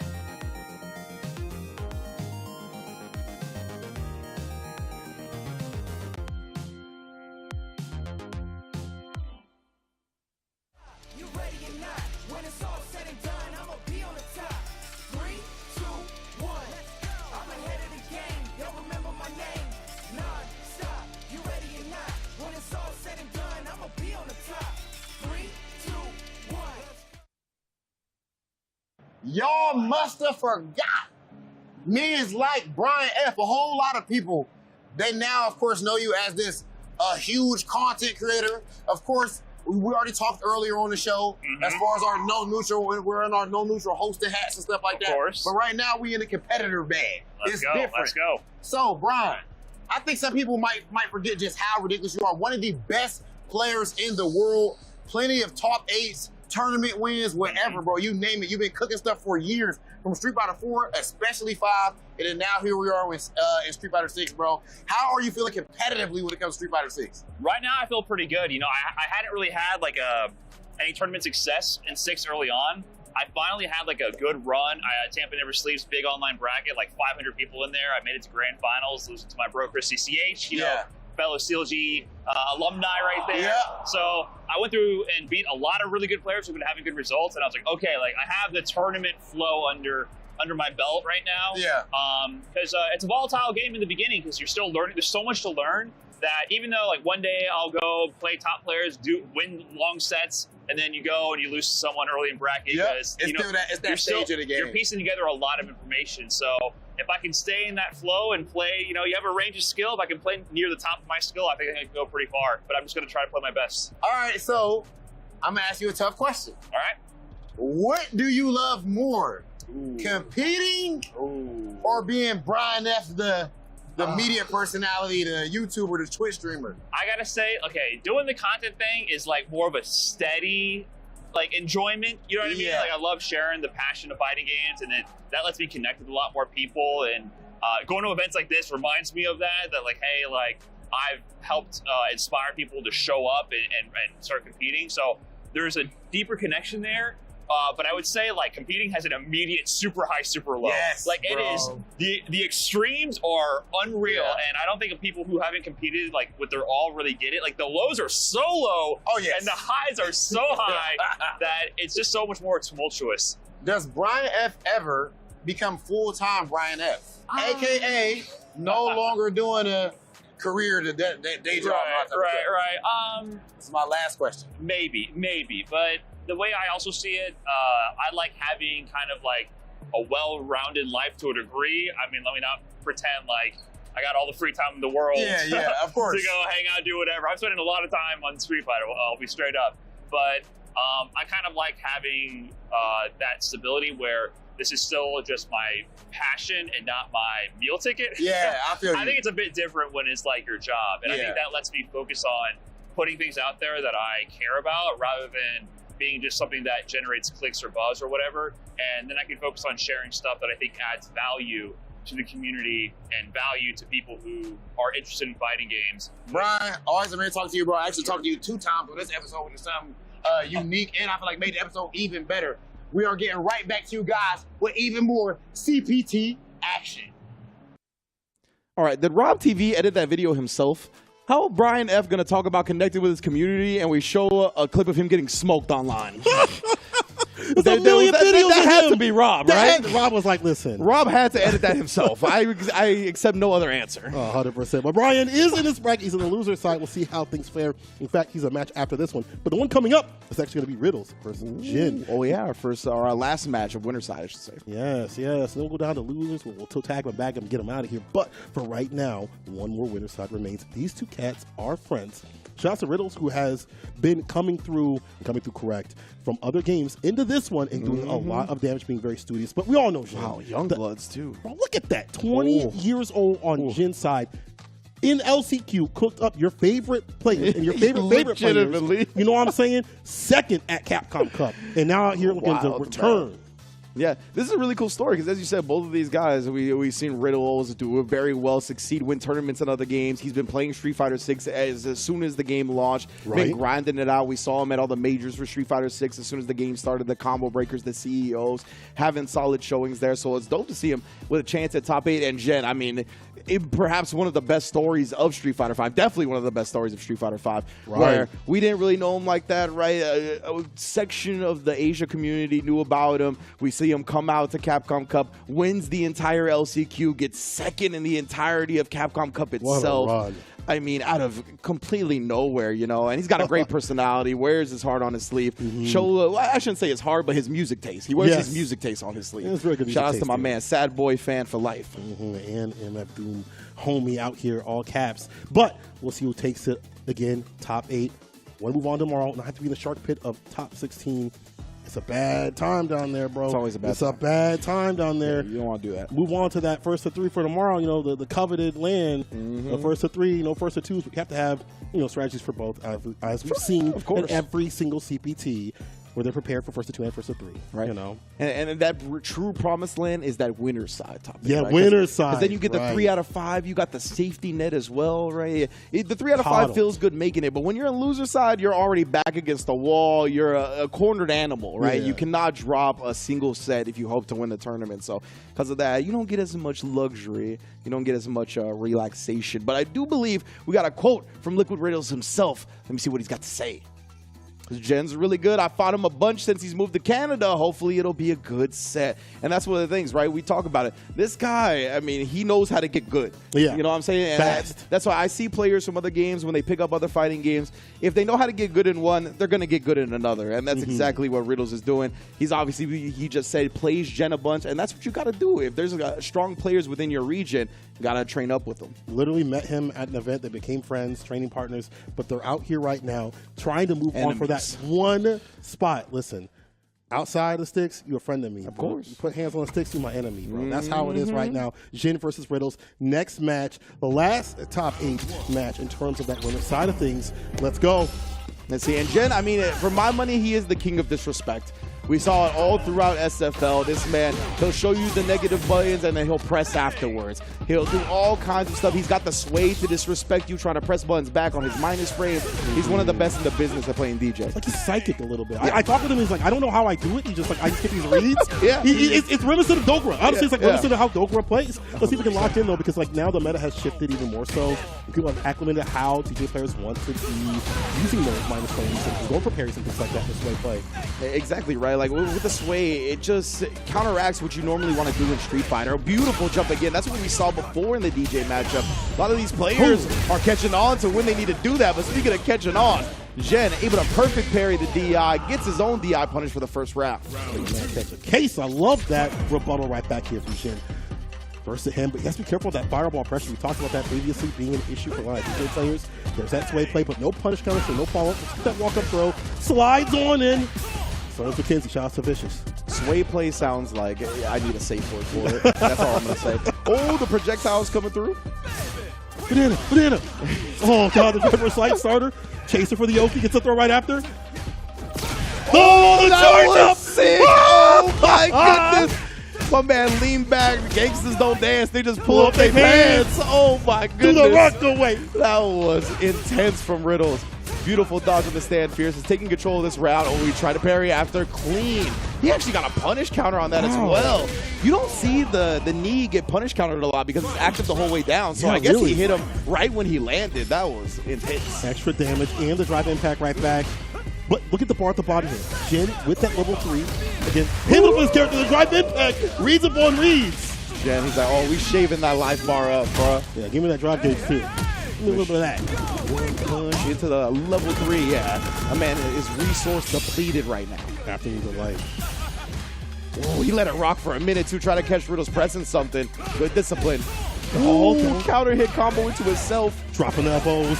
Double DP jackknife. Frame kill for the throw. One more solid hit. He dashes up. He baits off the ODDP. Easy bait up and perfect KO. This man said, you can join those frames I just killed in the grave. I got 2 of them right there. Looking good. Again, this is that winner's side. Winner goes on a top 8, 3 out of 5 tomorrow. Sprites up momentum so well. He knows like when you want to press a button and smash the things that are so good for this character or for the system, like the driving back we saw previously. But let's look at what's good. Crouching medium punch is real good. Yeah, exactly. And that's a tempo breaker, but oh, never mind. Perfect parry into the back throw as well. That's my corner. He tried to parry again, burnt himself out with it, and then he gets caught reaching. Zhen, he just knows everything right now. Just knows it all. And you ask him, he'll be like, I don't know, man. I just feel like it's gonna work. But honestly, that's like a skill that you just kind of inherit. You know what I'm saying? True, like, it's true. You just have a sense of how to play, facial awareness, how the other person wants to play. He's found the right character for it. Yeah, I want to talk a little bit about that after the match, actually, because it's a fascinating point. But right now, Zhen, oh, and again, perfect sway, catches him, trying to commit to that crouch medium kick. Oh my, your health, bro. That is DJ's now. Yeah, from the back, now from the front. Run of damage. It's going to be difficult to deal with right now. He's almost at level 3, but it may not even matter. Ray's about to sputter. Look at that. They're jumping to get the witch in. Oh, that was so good. I love him going with a throw before that, right? Because he had punished Riddles for trying to throw so many times in the opposite corner. So he establishes that, and then he jumps over just in case Riddles wakes up with an invincible something, catches him reaching again. Zhen, perfect set to go into winner's side. Had it been DP, that would have been fine. He would have taken that. Still had the corner positional advantage. It would have been A-OK. Zhen moving on very dominantly. Very dominant. I got to say. And again, part of this maybe because they play each other. Look at that read right there. Woke up, used against the Stand Fierce, a charge up, heat, knuckle. That was great. That was clean. But it's just the reads up in the corner against the throws, as he pointed out. What he's using, what he's choosing to do, and how he gets that momentum, how he rides it. Perfect parry as well, drive impact using system mechanics really well. And Riddles has to be careful. I mean, it's easy to say, but cannot be in burnout against his character, especially up in the corner or anywhere up on the screen. Absolutely. And I like that you brought up the point about Zhen where you're like, how do you have these reads, bro? And he's just like, I don't know. Because I've watched a couple of interviews with creatives that I like, they're record producers, music people, and whatnot, and they talk about being a conduit for creative energy. Right. Where like sometimes they don't even know how it happens. The energy just flows through them, and they're able to express it in the form of music, right? That's what Zhen strikes me as a fighting game player, right? He don't got the answers. He just feels the energy, and he lets the energy speak for itself with his plays. Creates the answers. Takamura like that too really as cool. well. Yeah, absolutely. So big ups. And it's funny because Zhen is a big music guy, so, you know, there might be a little bit of a correlation there. But yes, our top 8 winners side, locked and loaded. Zach in a box, Sayff, Jack, and Zhen, all in the promised land of top 8 tomorrow. We're going to see them. Their day is done. Now we get to the loser side of things. It's about to get nasty. Boy. Brian F versus Hamad. We're going to have a little bit of story of that coming up in a second. Weiss versus DapVip. Shine versus Ehai. And then we see El Chicote versus Vaughn. That sets up who is going to fight right after. The winners of those move on to round 2. And then the winners of those will, of course, move on to top 8 tomorrow. Ooh, yeah, I love it. Seeing a bunch of U.S. and Canada representation in the building as well, right? From Canada, we got Riddles, Rogan, Ehai, Van En, all in the building. Looking to play spoiler to some of the U.S. players. But we are going to start off with that Stars and Stripes mirror, so to speak. Brian F. and Hamad in the building. Wow, Hamad's playing E-Honda in this game? Is that what he's playing right now, straight up? It don't make no sense to me either. Yeah, this man Hamad. I mean, if you know Hamad in fighting game history, I feel like he's tend to be, at least the last time I heard about him, a very solid fighting game player. Incredibly solid, and likes those type of characters. Well, Honda, I mean, he's got good, solid stuff, but I feel like to succeed at the top level, you got to get in your opponent's head. You got to start bringing out some shenanigans a little bit. So we'll see how he kind of plays this. I just haven't seen him much in this game yet. I saw him practicing in Zaffarino's like high level. Oh, okay. That's a great place to practice. Battle Lounge, for sure. Yeah, it's fantastic because you get to see a lot of people that were also in this bracket, like Stealth as well, who didn't make it to the top spot, who got close. So he's actually had practice playing against Stealth just yesterday, or the day before, whatever day it was. But he understands how to fight against JP. He's also a very smart Honda player. I know that sounds insulting, but honestly, using this character in a smart way. Can you believe it? I know they exist. They use their brain and use footsies, but honestly, he understands how to space things up with headbutt, stand fierce right after, and what to go for. You know, he sets himself up for success. And it's weird for him to play this character, but he still is able to be an absolute terror with this character. We all know Brian. We all know for sure. He wasn't able to get that win that he'd want to in the World Warrior, but he was in the top 8. He did do well. He was on the tear for a while in losers, but got knocked out. This is his chance to have that dance, a Capcom Cup. Will it be his? Will he have to do no neutral and play at the same time? No. We'll have to see. Hopefully, honestly. I know that's what he's hoping for. Yeah. And yeah, Hamad on the other end with the Honda, as we mentioned, I think he's got some decent things in the matchup, right? Because he's got like these forward advancing specials, the headbutt, the butt slam. He's able to dodge some projectiles if JP's get a little bit too zoning happy. So definitely he's going to have some chances most likely. But before we get to the match, let's hear from the man himself, our no neutral representer, Brian F. Honda is scary. You know what? That's all needs to be said. I actually looked away. I didn't realize that was the whole quote. You know what? Can we erase that quote and put JP instead? You're saying Honda is scary? He's right. But do you know who you play? That's what I'm saying, bro. I don't know. You looking like you got a whole military operation at your back, and you're looking like somebody with a ski mask being like, that person's dangerous. You looking like the dangerous one, fam. But We'll see how it's going to play out. Yeah, it depends on how it's played out here in this matchup. Honda can do some things, as you mentioned, of this match. The headbutts cutting through the fireballs, the butt slams, the variance of that could help out, as it does. Round starting gets a punish Straight up. Yeah, and as you mentioned, punish counter. That's round bounce with the cheeks. And look at this. I love the pace he's forcing Brian F at already. He's like butt slam 99 seconds, DI afterwards. Oh, he were trying to go for the empty low. My goodness, he is definitely trying to get in his head. Yeah, backs up. Stan Pierce, Jimmy still gets some slash. That's actually while he got the last part of it. Stan Ooh, that he's in again. with the drive rush. That was kind of clean. That's I a won't really even lie. good butt. His medium butts are actually really good. Shout out to Jake for pointing these things out. Oh, nah, but he tried it once more. Brian F spacing it properly that time, and now you burnt out up against JP. Man's looking real ashy. Get the Jurgens. Yeah. Get this man the Jurgens. Spilling ash all over the stage. Dawson's not going to be happy. Hey. Cancels. Trying to get. Just weathering the storm, right? He wants that drive meter back. Yeah. He's almost there. He keeps risking these jumps, hoping Brian F would commit to something. Oh, the snap Pierce into the snap just like that. Man was ready with it. Sick. That was so clean. Bro. Intercepting the butt slam, comboing it with a forced knockdown hit. I like it. Oh, you don't even need that because he's privileged. It's JP. I forgot. Yeah, that's just juggle point regardless. But it doesn't matter because he had the awareness to have that follow-up. Yeah, you're right. I mean, that was godlike for Brian F. This man's been playing this character for a long time. He even said, I don't care how this character, what happens with him, I'm going to put my competitive nature on this character when he drops. End out being a really good character. Attack on drive gauge. Pierce. Yeah, that's the thing. Aesthetically and like gameplay-wise, he's a really cool character. Oh, yeah. He's just strong. You know? Ended up being very strong. But you need a good pilot to really take him to the highest level. Absolutely. And that's why Brian is one of the best with his characters. He knows how to pilot his character. Instead of putting whip on out, go below. Good blocks, though, from Hamad. Oh, he didn't try to parry that time. That drive gauge getting a little low on Brian's side. He's actually going to get burnt out from this. I love the cancel. He was about to get into the range where he wouldn't be burnt out. So, man, that's tough for Brian. Burnout is back. It's still running Amnesia, but you have to find the right gap. Immediately. That's what I'm talking about! Amnesia, great call out. With heavy kick. Full combo. He's got the level 1. He's not even going to need it. Brian F. Clutch moment. Just because I'm burnt out don't mean I can't counter a DI. Amnesia is still strong. Especially get how to block. I still got ways to make it drop. Brian F. Game point. Can Hamad route this back? Oh, looking for the chop after the trade, too. Oh, man, Hamad has been trying to get frisky. That's how you got to play this matchup, though, from the Honda side. Stan Pierce punish counter, you know, those things would be fantastic. Try to find entry with the Stan Pierce, and it's just not happening. I thought his soul was going to get chopped in, too. I won't lie to you. The split. Ooh, trying to just let him wake up with something right there, though. But Brian F recognized the trade headbutt that worked for Honda. Oh, not that time. I like that same medium, though, at that range to stop. Preemptively against headbutt. It's like stopping fireballs. Focus on the headbutt. Yo, the whip button. That was so clean. Oh, slap the belly afterwards. Let him know. Big boy season, baby. Yes, sir. Put a round on the board. That kind of summer. I see you. All right, Hamad. Staying on set point with the Honda. Actually leading kick. And you see how he resets with Stan Pierce? Because even unblocked, they're killing their drive gate, so it's still a net win for Brian. Exactly. And Brian, he hit that from so far, right? That was going to be tough to combo a jab or something like that. So, ooh, OD. My man was torpedoing in. Blessed with the heavenly hands. Oh, nice empty jump right there. Didn't get punished on the landing frame from Brian. Brian looking for an entry point, maybe for level 2. Maybe he's stocking level 3. The whip punish again from this distance. He's waiting for Brian to like stick out a button.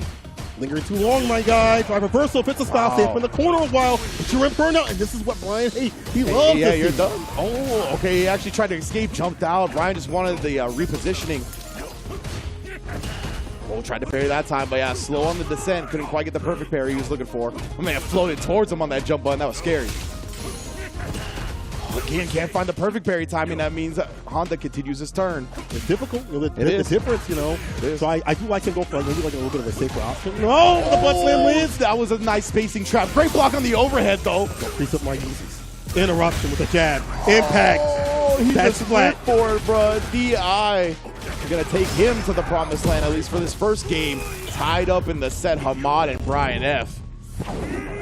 And that's one of the things, right? When it gets a little scrambly up against JP, I like the DIs, right? He's got these moves that, like the crouching medium kick, that are not cancelable. There's these things that he's going to commit to that might get him DI'd. So, great move from Hamad. From Hamad to get to that point, too, as well. We see him, like, stand inside the distance. Perfect parry. It's like right around this mid-distance that he used to stand medium punch to whip punish. He's going for perfect parries now. He's adding up to get in, to get his win, and to get aggressive. Put the butt stuff on him. I love this. You know what I'm saying. Oh, and then they confirm this time from Brian F. Back-to-back with the wand. With that patience around that departure. We talk about how good that is. Perfect parry, though. He's ready. And it's all about positional advantage. Actually, more so the corner kick. And then he puts the departure up again, right, and just forces the respect down from Hamad. You can see every opportunity Brian F gets, he's pulling the departure window up. Smart, still can't find it. Yeah. It's tough, man. It really is. I wonder if you can OD immediately. I know it's not going to be like picture perfect every single time, but I wonder if that could be, or maybe air throw preemptively. But through the throws, command grab comes through, chunky stew for you. Oh, he tried to bait him out right there. Maybe wanted to see an OD amnesia from the side of Brian F, but instead Brian drive reversal and the pressure away. Net gain in terms of drive meter usage. Oh, level 2 from the stand fear. Side switch. It's a heavy kick. All his drive gauge back from that. He really did. Yeah. Call it from Brian to utilize that to get in that way. He's going to be careful with the drive gauge right now. Hamad's getting more aggressive with the headbutts, trying to leak the drive gauge on block. Blood slams in again. No parry this time. He burns himself out. He gets a back throw. Why a back throw? I'm very surprised. Yeah. Might just be one of those down back throws that you wanted to cover yourself in case the throw didn't happen. True. Must be what it looked like. Oh, level 3! Yes! He sees the ghost, and I'm emptying the bank, baby. Something strange. There we go. Definitely busted the ghost up right there. Set point here for Hamad. He spent all his meter to do so, but that's definitely well worth. Whatever it takes to take down JP or any player at these top level, sort of events. He's on set for to take down Brian. Gets into the Pierce. Finds the overhead. He locks it out with the departure. Yeah, As you exactly. mentioned, that's why that move is so good. You are all calling for the nerves for that. You're looking at departure, bro. I'm telling you, man. Oh, wakes up with the level 1, but as you said, baited out. Drive rush, soul cut in 2. Hamad, this is a huge opportunity for him here. Brian F has a level 1 to threaten against the DI, but it's all about executing it. Oh, overhead connects this time. Oh, OD. and then again the OD, and the throw's gonna do it. Hamad advances to the loser side. Heartbreaker for the fan favorite of Brian F, but man, Honda is not to be messed with. When you run Honda a smart way, when you have the whiff punishes, when you have the ability to understand and read these players and say, I'll keep butt slamming because you're not utilizing certain things on defense, you can find success. Even though this character might be quote-unquote low tier, every character is a threat no matter who you fight. Hamad moving on. We haven't even seen him in a lot of tournaments. We haven't seen him do a lot of things, but he's been practicing, man. He's been preparing and getting ready for these moments. Look at that same medium, and look at the medium, crouching medium that he uses at certain ranges against these lows from JP. So many clean whiff punishes we saw, right? Like we talked about at the beginning, Hamad is a very solid fighting game player. Oh, so when you combine that with a character like this, and he's still able to do stuff like you just saw right there with clean whiff punishes, that's when the characters like this become extremely dangerous. And I love the fact that we saw a couple of those butt slams work after the headbutt was blocked, right? Right. Because JP has great buttons to usually press in a range like that. He's got the stand fierce that he wants to even just get you to block so he can shave off that drive gauge. Hamad was like, bro, I've labbed this out. I know the matchup in a little bit more nuanced ways than you. So he's able to butt slam after those, catch Brian F committing to these buttons that completely whiff, and then take advantage of it from there. And a great reaction with that level 3 as well. No free block strings. Fantastic. Pressure up in the corner was just too much to hold right there, especially in burnout. And Hamad pushing Brian to the limit and taking him out of the tournament. But hey, shout out to Brian to be in this top 16 spot.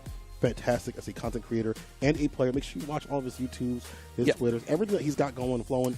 Check him out. He is one of the best at any level to watch. Brian F, he has his head on right. You know what I'm saying? Like, he's one of those content creators. Yeah, you can't go wrong with checking out Brian F's content, listening to him speak. He knows what he's talking about, and he knows the direction that fighting games need to go. So got nothing but nice things to say about that. And Hamad, of course, like we said, he's been holding it down in fighting games for a long time now, so I'm glad to see him out here in the Midwest. He's got a chance to make top 8. Of course, he's got to win one more match. Before we get to that, we got more action to go. You feel me? Ooh, we do. We got Wheats come up against DapVip. Now, these two cats have been slugging it out in terms of the tournaments. Wheats has been doing work. He did work out at one of the World Warriors, getting top 8 with that Luke. I believe that he took down a few big competitors on the way, but DapVip did work out at F2Con. Okay, Street Fighter 6, very smaller tournament, had some killers out there like Dual Kevin and the like. So DapVip from Street Fighter 5 Days, Rob was mentioning who is DapVip. Remember that? But now we know who DapVip is, as he has been getting more top spots lately and doing more work on the Kimberly. What's funny is that when that happened, I was like, but I know who DapVip is because he was a Marvel 3 player, and I played a lot of Marvel 3. So, yeah. And he was doing work with Street Fighter 5, too. He was like top 8 and stuff, but he was just robbing a fight. Yeah, you know what I'm saying? 100%. It was just a funny moment. He was just editing videos like he did Brian F. I understand. But, yeah, absolutely. And you can kind of see that archetype, that DNA of a versus game in his character selection, right, with that Kimberly. He's looking to mix you, knock you down. He's confident in his reads with the way he's going to structure his offense, know when you're going to wake up with something invincible and just completely punish you from the outset. You got to be solid with this character. She doesn't have the defense of other characters. Talking to Diaphone, he was like, this character has no defense compared to other ones. Yeah. You don't have a DP. Your reversals suck in terms of super. Bro, they are tortoise slow, bro. So you can't send those out. And the only one you can really use is like level 3, but rather use that for the buff that she gets. But now, the opposite side of things, she puts you in a corner. It's called corner. Yeah, exactly. Nah, you are working for her. She is Marlo Stanfield, the new blood on the block. Like, you are working that, and that money is going in her pocket. That's how it goes with Kimberly in the corner. I have my money. So we're going to see if that's obviously going to be the win condition, right? He'll try to stand medium kick, drive rush, quarter carry, and then just run the game from there. Right. And, on Wheat's side, I think Luke is such a good character at playing with a lead, right? If you're able to kind of thwart that first attempt from DapVip, it's going to be tough for DapVip to kind of try to get back in and make up that life differential. Especially when you have stubbier buttons. You really have Stand Fierce and a few other buttons that really don't work out as far as Luke's does. But we do have a quote from DapVip. Let's see what he's got to say.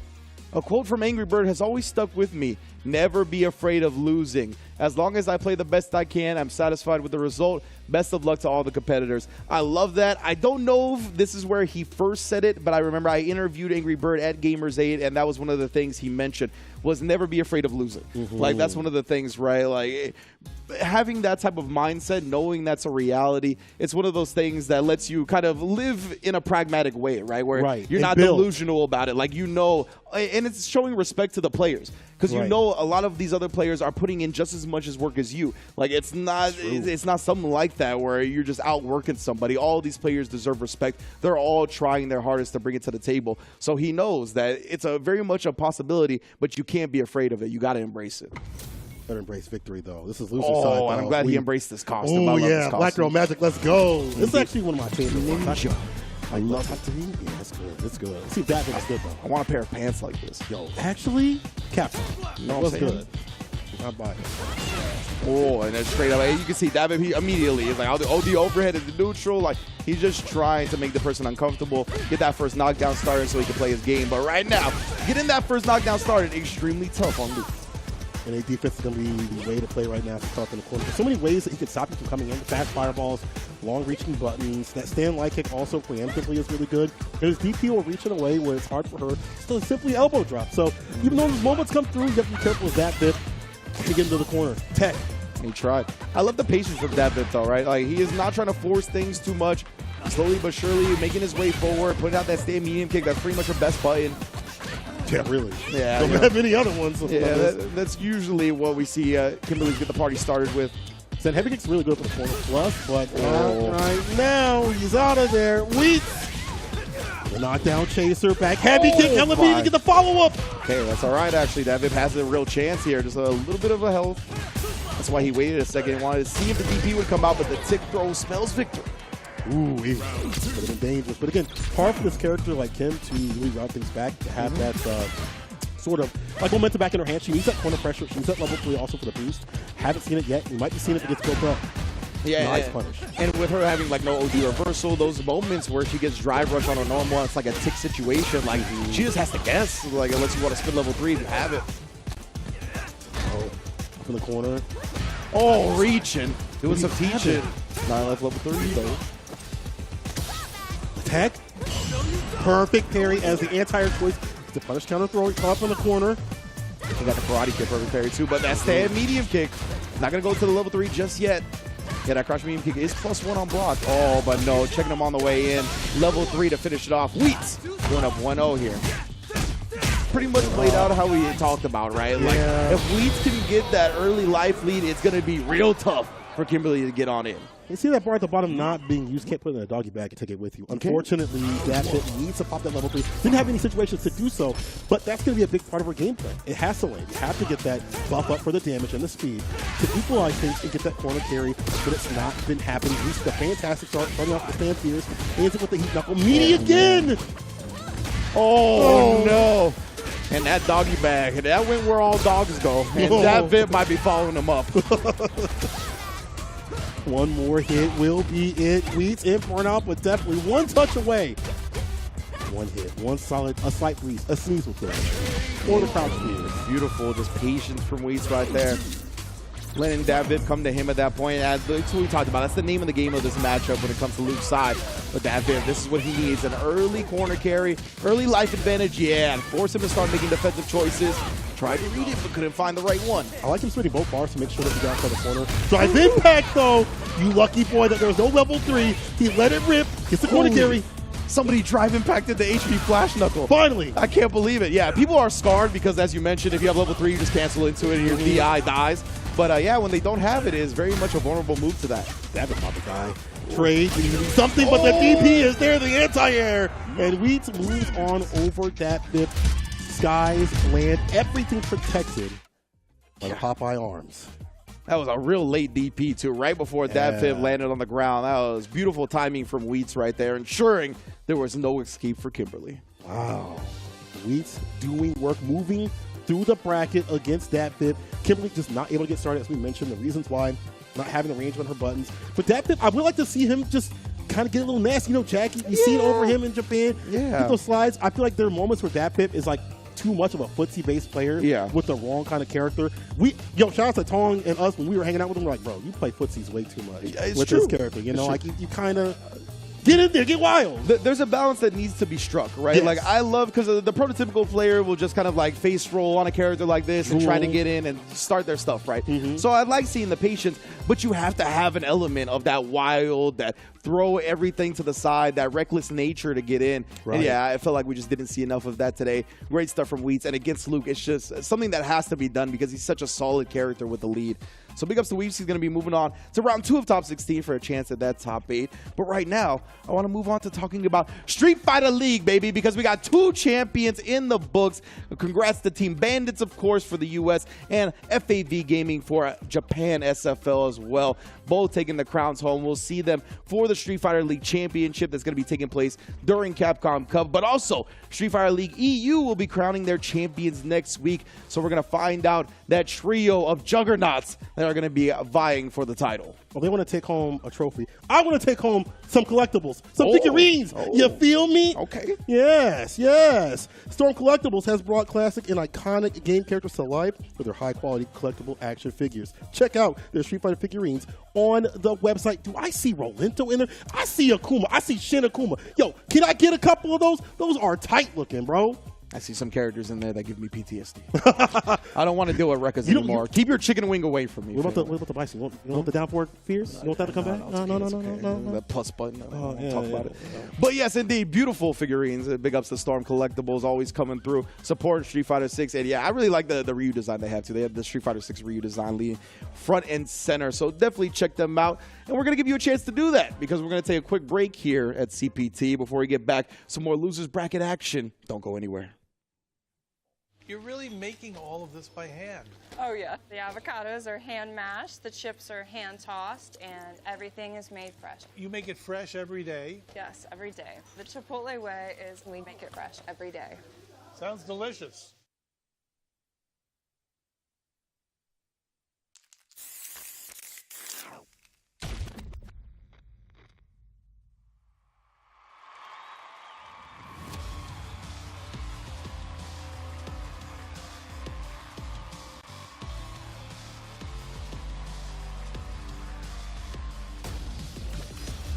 Let's get it! Yeah! Sure thing. Let's dance. Hey, where's my bed? Watching all as I command the stage. On this button. Make way for the ninja star! From the Bochingu! I live for battle. A second helping of you. The time for battle is here. Wants to duke it out with me? Shall we begin then? Do you need to take a rest? Do enjoy this. I'm game if you are. Yeah, we gonna crank it up. Let's get it on. All right. Another mission awaits. you plan to fight at all? Quiet. All right, I'm ready. Your footwork's sloppy. This mine? Behold this body of work. You are lacking. Get ready. I'll show you strong. Allow yoga to guide you. What is it? The power of yoga. I'll show you the power of my kung fu. I'm ready for you. Just bring it! Think you could break my defense? Got you in my sights. Smart choice. Bring it.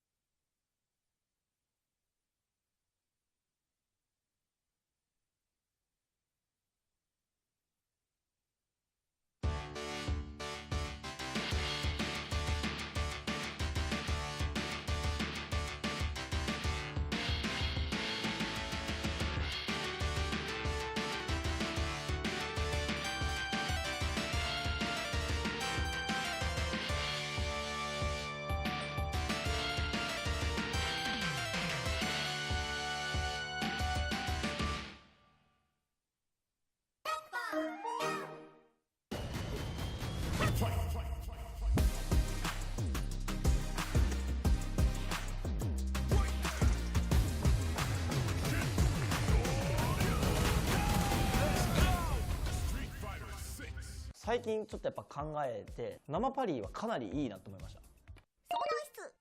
歩いてって生パリーとか結構リスキーに見えるんですけど、1ゲージの時とかってほぼバンアウトなんですよね。これもうちょっと自分で回収するのも苦しいなってシーンがすごいあって、で自分から触りに行くのも嫌だなって時は歩いてパリーをして1回でも通常技取れればすごい回復するんですよね。やっぱ通常技取った時、やっぱこれはもっと積極的に狙っていければいいのかなって思いました。なるほど。そもそもガードでもこうやってりゃバーンアウトするからリスクはそんな変わんないよねっていうような考え方よね。でしかも例えばなんか相手がじゃあルークでタゲコンをやってきてました。これもう爆盛りっす。おお3本。これすごいですよ。確かに。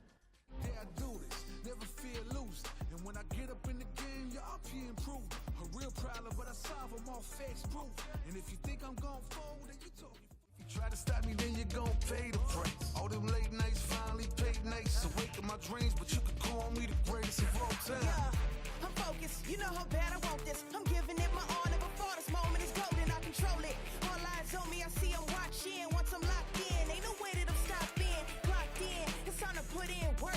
Go berserk. I'm in my zone until I'm first. Believe me when I. The fighting pride of New York City.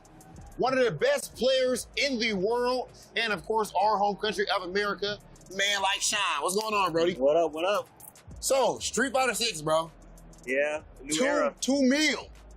There's a whole lot of money. Yeah. $1 million to first place. I don't know if you ever have taken the time to reflect on this, but really, what has that been like for you? Not just as far as the scenes growth, but you personally, man, like from where you started with all of this to now where you're at, like Shen, you are known, people are stopping you to take pictures and stuff like that, you know?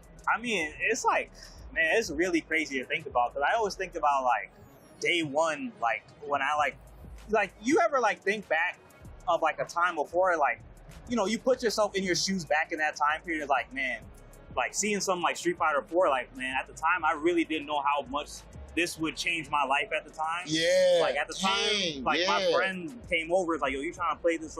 I just got Street Fighter 4. You trying to play this? And like at the time, I was grounded, so I was like, I can't. But I want to. And I started watching videos. I'm like, I wonder how this looks now. I started watching videos. I started watching videos like the old arcade. Watch videos, like the real blurry ones from the arcade. Oh, like yeah, that hit different. That hit different with the low quality. Real blurry Japanese videos. I'm like, oh, this is what high level play looks like. Like these guys are professionals. Like it's kind of tight. So it's crazy now that you coming from all the way like back then and like just like now being where I am now, I'm like the person in the videos that somebody else is watching. You know what I mean? So it's crazy. It's like surreal. Like going back, like you asked me that question, like man, you made me feel old. Like why you ask me that? Yeah, low key, because now you thinking back, like dang, like all this time passed since then. Like, but it's not time wasted. Obviously, you did good things with all that time, man. So and stuff is only going up from here, even though you already at such a high point. So speaking of that, with Street Fighter 6, man, what are your goals are right now? Like your content, your Twitch is going phenomenal. Like your viewership been great on there and everything. Like it's as soon as you start. Like I really want to branch out. I would really want to branch out like content wise. I think also like, and this is very, very like me very personally. Like this is the personal goal. It's like I feel like while I feel like I accomplished a lot in Street Fighter 5. I feel like for me it's still a lot of unfinished business. Like I see a lot of players shifting towards content, but like deep in my heart, like I feel like I have so much unfinished business when it comes to Street Fighter like 5. And like it's going deeper. into 6, like I still have like that competitive urge. Like I really want to win more than I want to like drop new content. You know what I mean? Like, I still want to do that. I still want to branch out with that. I really want to expand that so much. But like deep down in my heart, like that's where like that's where the real fire is, like from like the start, you know. So, and I'm crying. I'm proud of you, dog. Then I gotta say something toxic, mad, and masculine, so that I can make myself. You gotta balance it out a little bit or something like that. Sean, bro, always a good time talking to you, bro. One of the best players in the world, Kimberly extraordinaire. Man's like Sean. Shine's right. Job's not done. We still have a lot more to go through. In fact, his match is coming up, and we'll see if he gets that victory and moves on. My name is Sinkola. I am joined with Wrench. Mike G, how are you doing? I'm doing great, man. I actually love that interview with Shine, right? Getting to hear the fact that deep down, he's like, there is unfinished business. Like, I am not done. Like, I am not retiring to the home of content creation. I'm not trying to take these cameras with me to tournaments, vlog, and seeing people take down boss battles. Like, nah. He's like, I'm looking to take down the bosses myself, the player bosses. And I love seeing that from Sean. I love to see the competitive fire still churning very, very brightly inside him. So we're going to see, right? He's obviously in loser's bracket, so he had a stumbling block along the way, but he's definitely still got a chance to go all the way to Capcom Cup. And yeah, if you know Shine, if you're familiar with him before this, used to be part of the East Coast branch of things, right? Yes. Definitely in New York with some of the finest to do it in that special golden era of NLBC, you know what I mean, where he had so many amazing players in one place.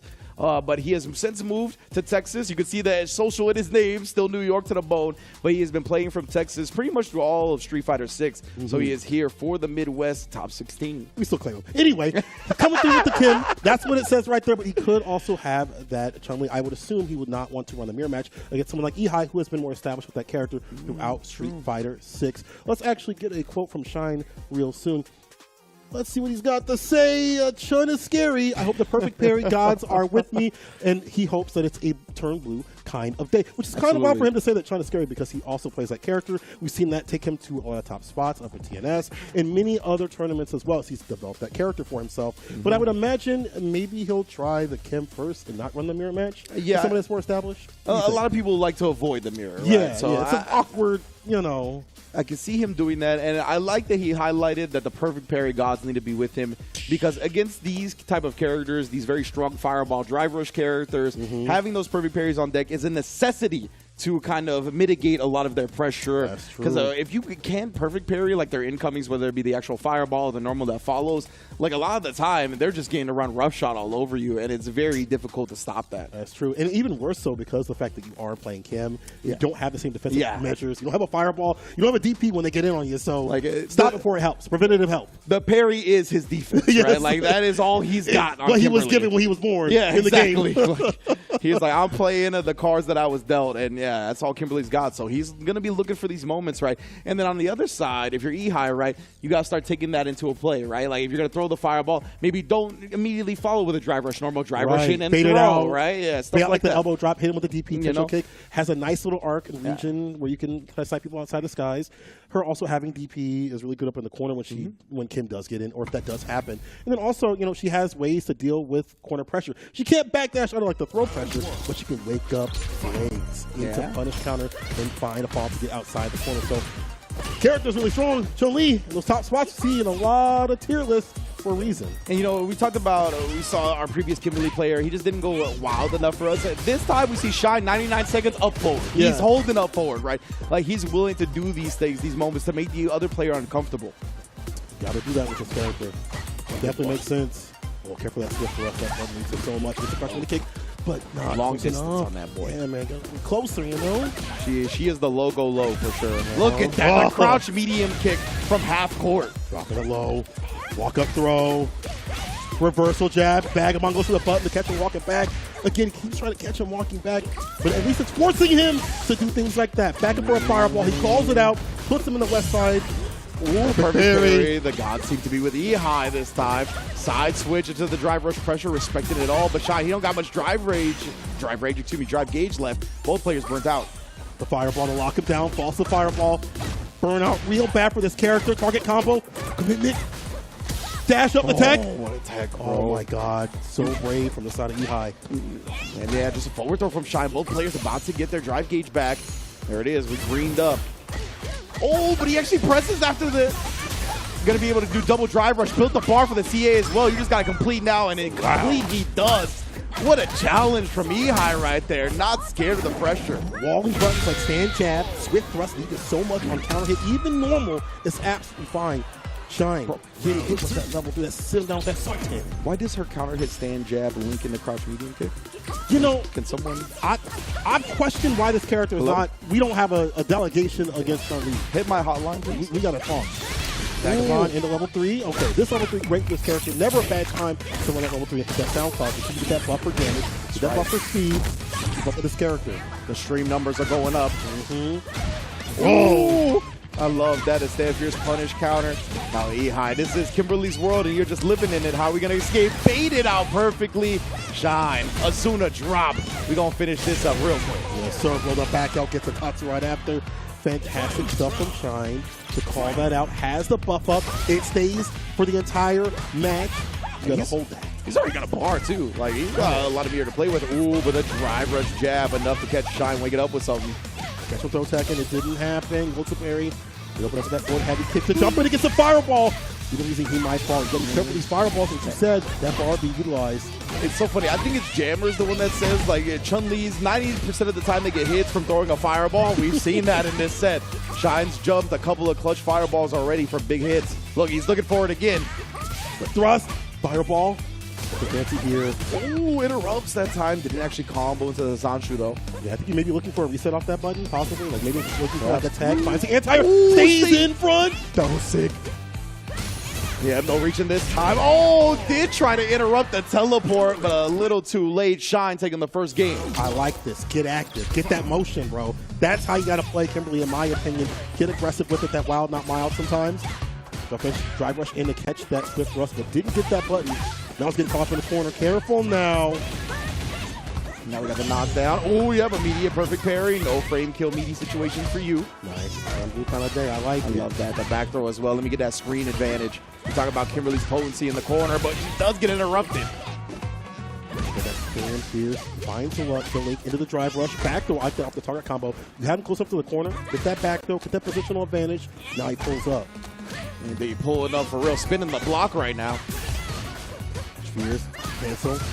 Catch him walking back. Stand medium kick up less button. The only good button in this character really for a lot of Kimberly players. Yeah, shot. Oh, speaking of the range, now we got the overheads from the logo. My goodness, Chun-Li looking like a Splash sister out here. Double jump, Fierce finds the finish.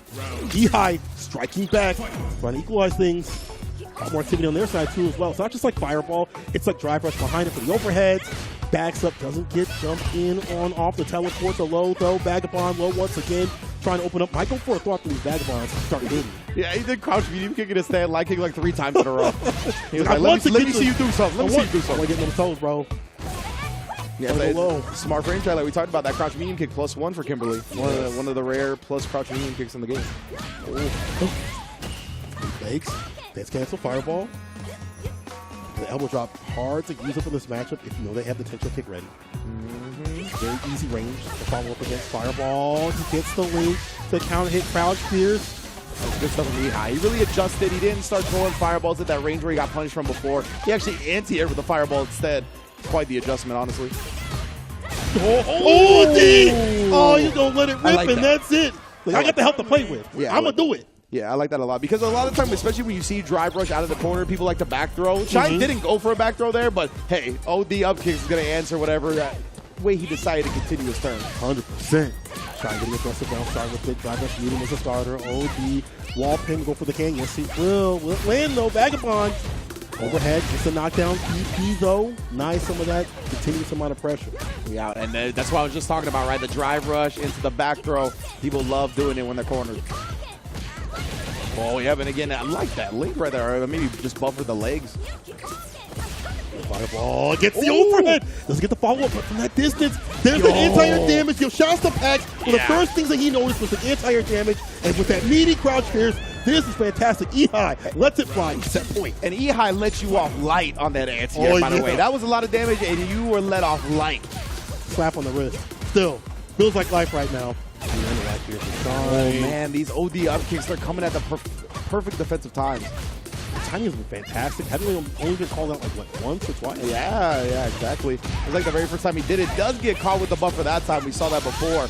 Oh, waking up with a super. Look at this. All these defensive choices. So on point for Ehai. He keeps that drive gauge as buffed up as he can. Oh, that actually comboed? That was a trade combo from that drive rush normal? Man, Kim kind of sick. Hold on now. Man. This character kind of nasty. And now it's going to get even nasty as he has those buff ups. Once again, the level 3 situation obviously won't kill, but next sequence will stand heavy, keep the flip out. He's still there. The stand there's the trade. One more hit will do it. The bust out. Pop, but you burnt yourself out.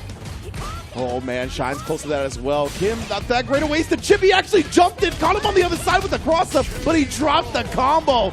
Man, we're going to a final round off that. Woo-hoo. Shine, you know his life flashed before his eyes on that one.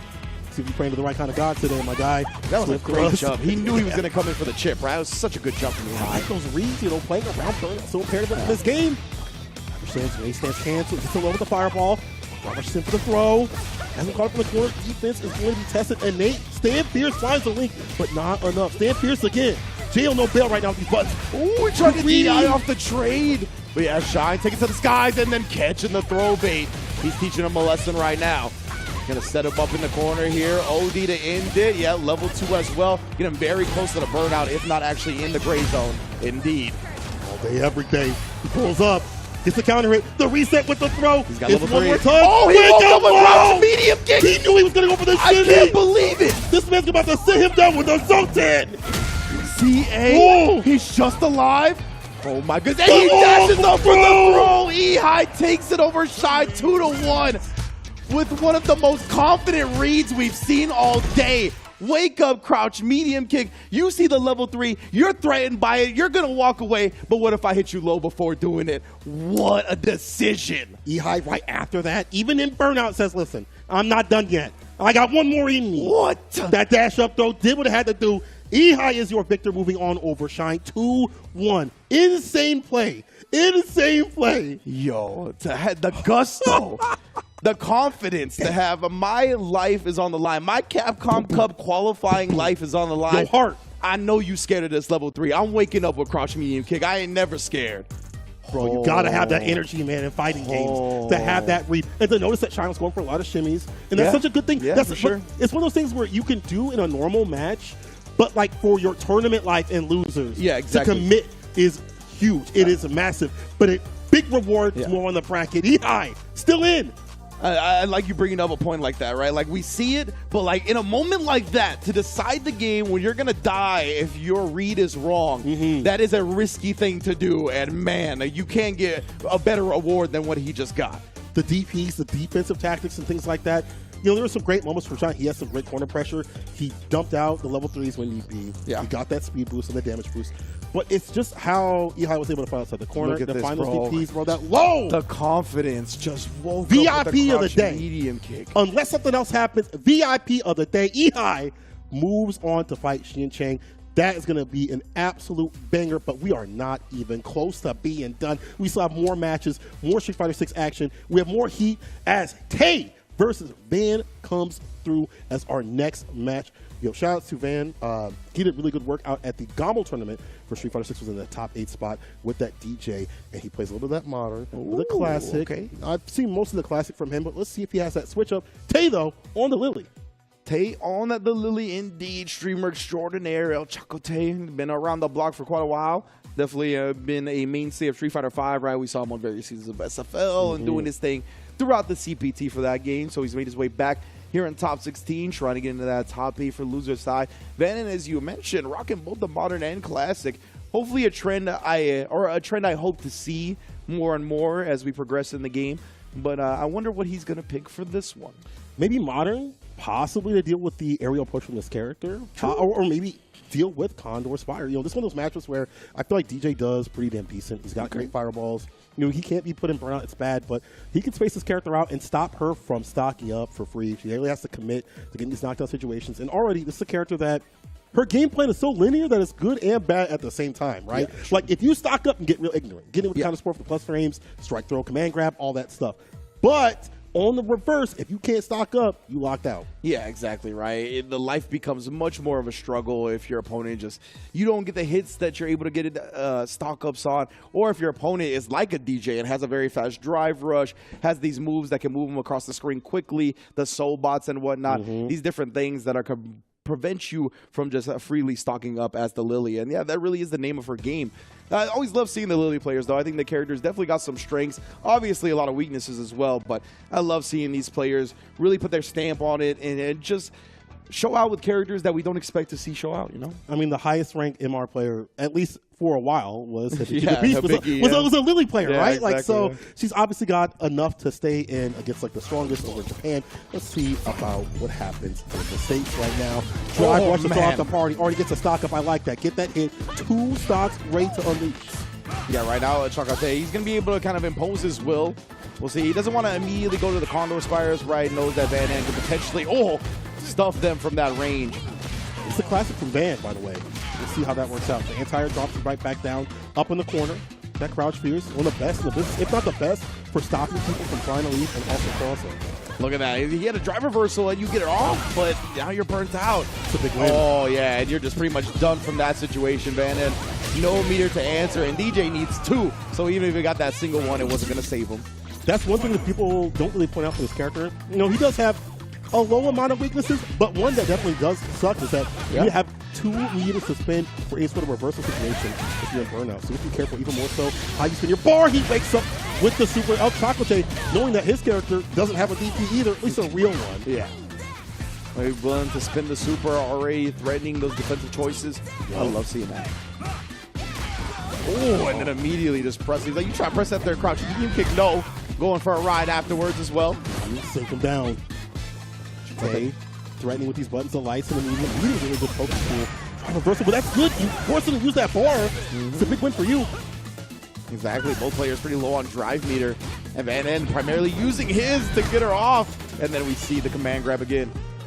Man, a little bit stationary, it feels like. You know, these jump-ins are happening. Side switch, the perfect parry. Oh, hit her airborne. Very awkward confirm, but hey, credit, because he's completed the whole combo. All right, he's in burnout. Definitely doable here for Van N. Finds the anti-airs late with the jackknife. Good. On point with it. 2 bars, though. He doesn't want to be too linear. You got to punish that, though. That is death. Most definitely OD extension here. Send the air slashers. Chakotay believing a little bit too much in that one. Season Sonic move, bro. Got a little Larry's on him. Plus frames. Tries to be set with the drop, but again, Tate able to stop it. Sequences a sway play. Once again, punish counter for the fall. Fake out throw. Feints. Oh, wow. I love that button press back from Chakotay. Really recognizing when that string was going to end. Using the longer range buttons of Lily to punish there. Check that bar at the bottom. Massage bar. Van had to get this for a punish counter. Needs a fat follow-up. Needs something real good. He's going to get it. Oh, no punish that time.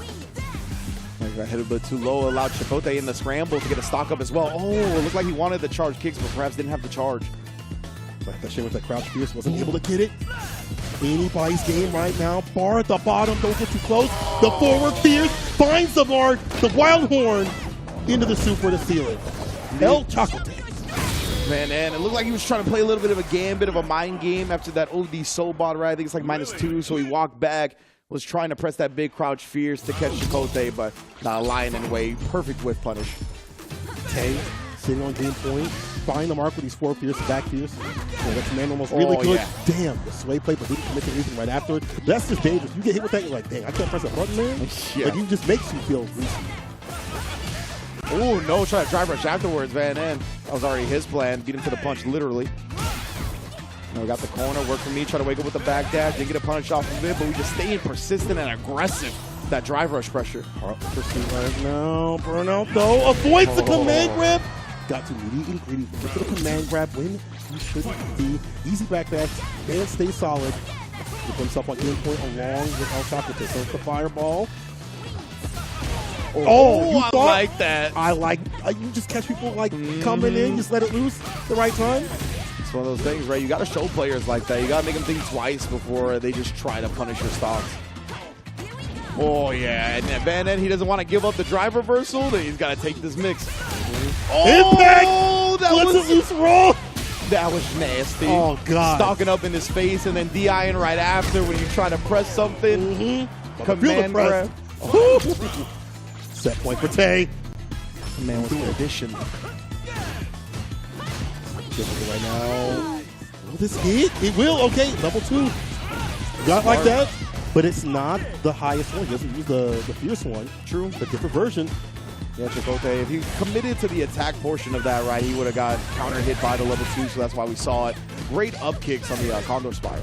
You see more of that on the incoming bounce bar. It's good to hit that side skies to throw. Van Hen, this is your game to win. It's looking real good right now. Wow, the backdash actually got clipped. Of Sam liking all things. I'm surprised. Like, that button hella short. Did he find success? He finds a level 3. I'm sorry, CA. Even more damage to C. Neither one.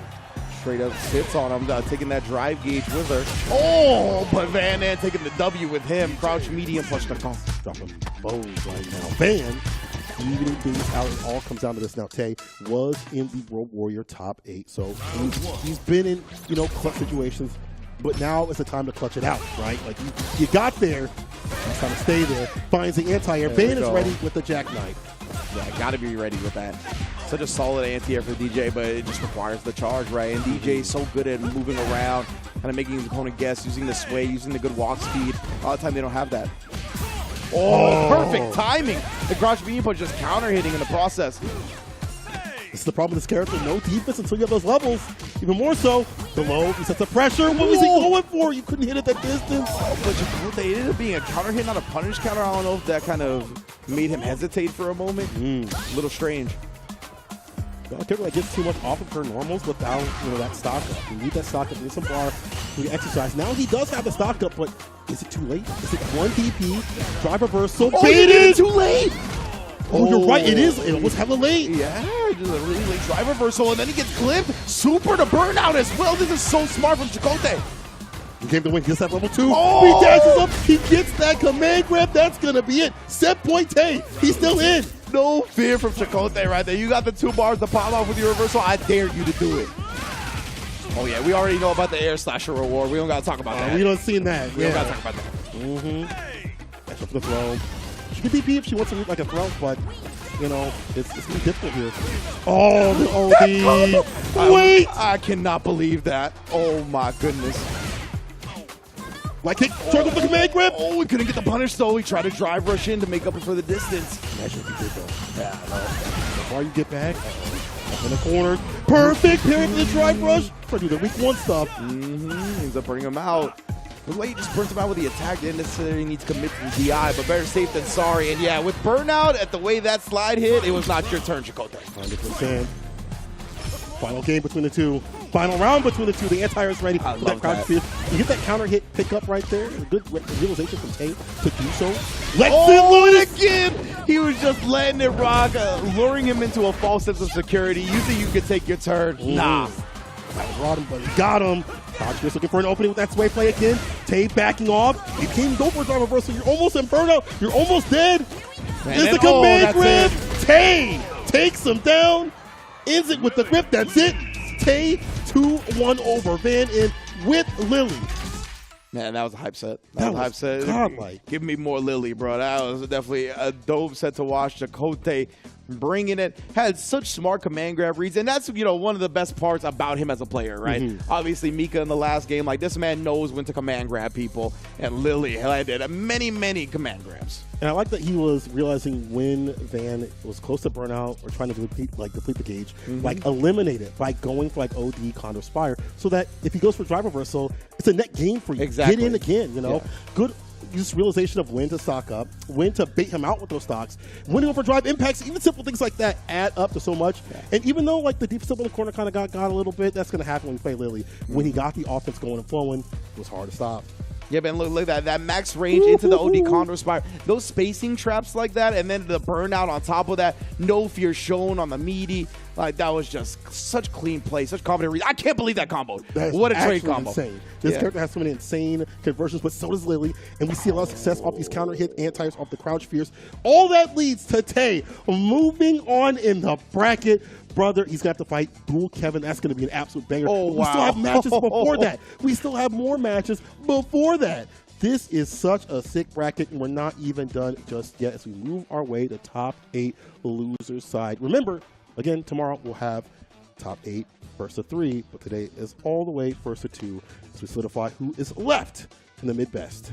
Now, we were informed that after Hamad's victory over Brian F., he was having a little bit of technical issues with his power, so I'm not sure if we're going to Hamad versus Riddles right now or Joe. Oh, it looks like we are fine and dandy. Looks like all those power issues were solved, so we're going to get Riddles versus Hamad coming up right now. One I'm very much looking forward to. Like we talked about, Riddles very solid. He's got the Luke right. Been following Street Fighter 6, and just as a player that knows how to get good, I'm very interested to see how he combats the Honda. Yeah. Right? Because Hamad is super strong fundamentally, but we saw he's willing to do these spacing traps that are going to mess with your mind. Off of the headbutt, he'll just do the butt slam in 99 seconds. I'm very interested to see how somebody like Riddles is going to deal with it.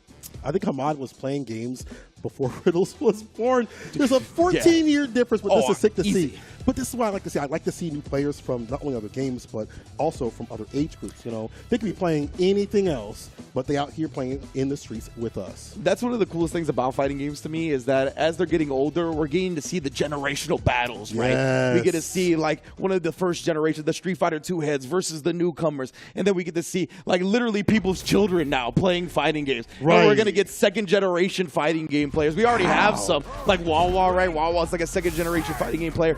It's so cool to see this. But right now, Riddles versus Hamad, winner goes to top 8. Let's get it cracking. A lot of things we're going to have to consider. He knows what to do for this matchup. He's putting them together. Perfect parry is definitely one of them, and that was perfectly done. He gets a corner carry off of this. Perfect parry. It's a blue kind of day right now. There's a back throw here from Hamad. Oh, and that overhead. We saw Brian F. block the overhead every single time. That is a rare. Oh, and then he fakes him out with it. He is going to town. Dang. Do you know this matchup? Because if not, you going to learn today. Hamad, first round. You going to learn today. Oh, man. That was literally just running rough shot. Oh, and then the only headbutt after. He's pulling out all the shenanigans. No, he's a real Honda player. Yeah. He said headbutt them kids. Yeah, Perfect parry. Okay, this should get some corner kill. Actually gets a side switch. Even better. I like it. The frame kill. Hit the side switch. Put this character in the corner because he cannot deal with that pressure. Hamad doing whatever it takes to get back to mid-screen and kill some of that gauge. Gets a jump over. It's okay. Look at how active Hamad's being. First knockdown, he got the backdash. We got the jump over. He immediately goes butt slam when he lands. It is just a pace that he is trying to make Riddles very uncomfortable. He got motion, bro. Look that far at the bottom, too, as well. Oh, that level 3. That's why he's threatening the flash. Knuckle throws the parry attempt as well. He's perfect from Riddles right there. Burning him out with a normal, going directly into DI. He's like, let me get that meter if you ain't going to do it because I'm taking the round. There we go. Final one. See if Hamad can kind of slow things down a little bit and less access in terms of letting Riddles get that approach with the perfect parries and things like that. That has been routing things back. Gets a knockdown. Heavenly hands are blessed. Yeah, but he's been fishing for a lot of that crouch fierce already, right? Yeah. So definitely with that sumo spirit buff available, even more dangerous. Careful now. Nice down the butt slam. Yeah, toss him back into the corner. This is my screen. Tried to bait him out. Solid. The back throw from him. Come on, the corner is run by Luke once again. He's out of there with the butt slam. Of all tactics, puts him in burnout. Your game to win the butt slam. He wants him to pop out, but he waits the backup perfect stuff. Catches Hamad, or excuse me, catches Riddles committing to that two-piece. It was the crouch medium kick into the flash knuckle. It was like the medium though, right? It wasn't the heavy version. Didn't see a CA cancel. Hamad takes the first game. Very smart stuff.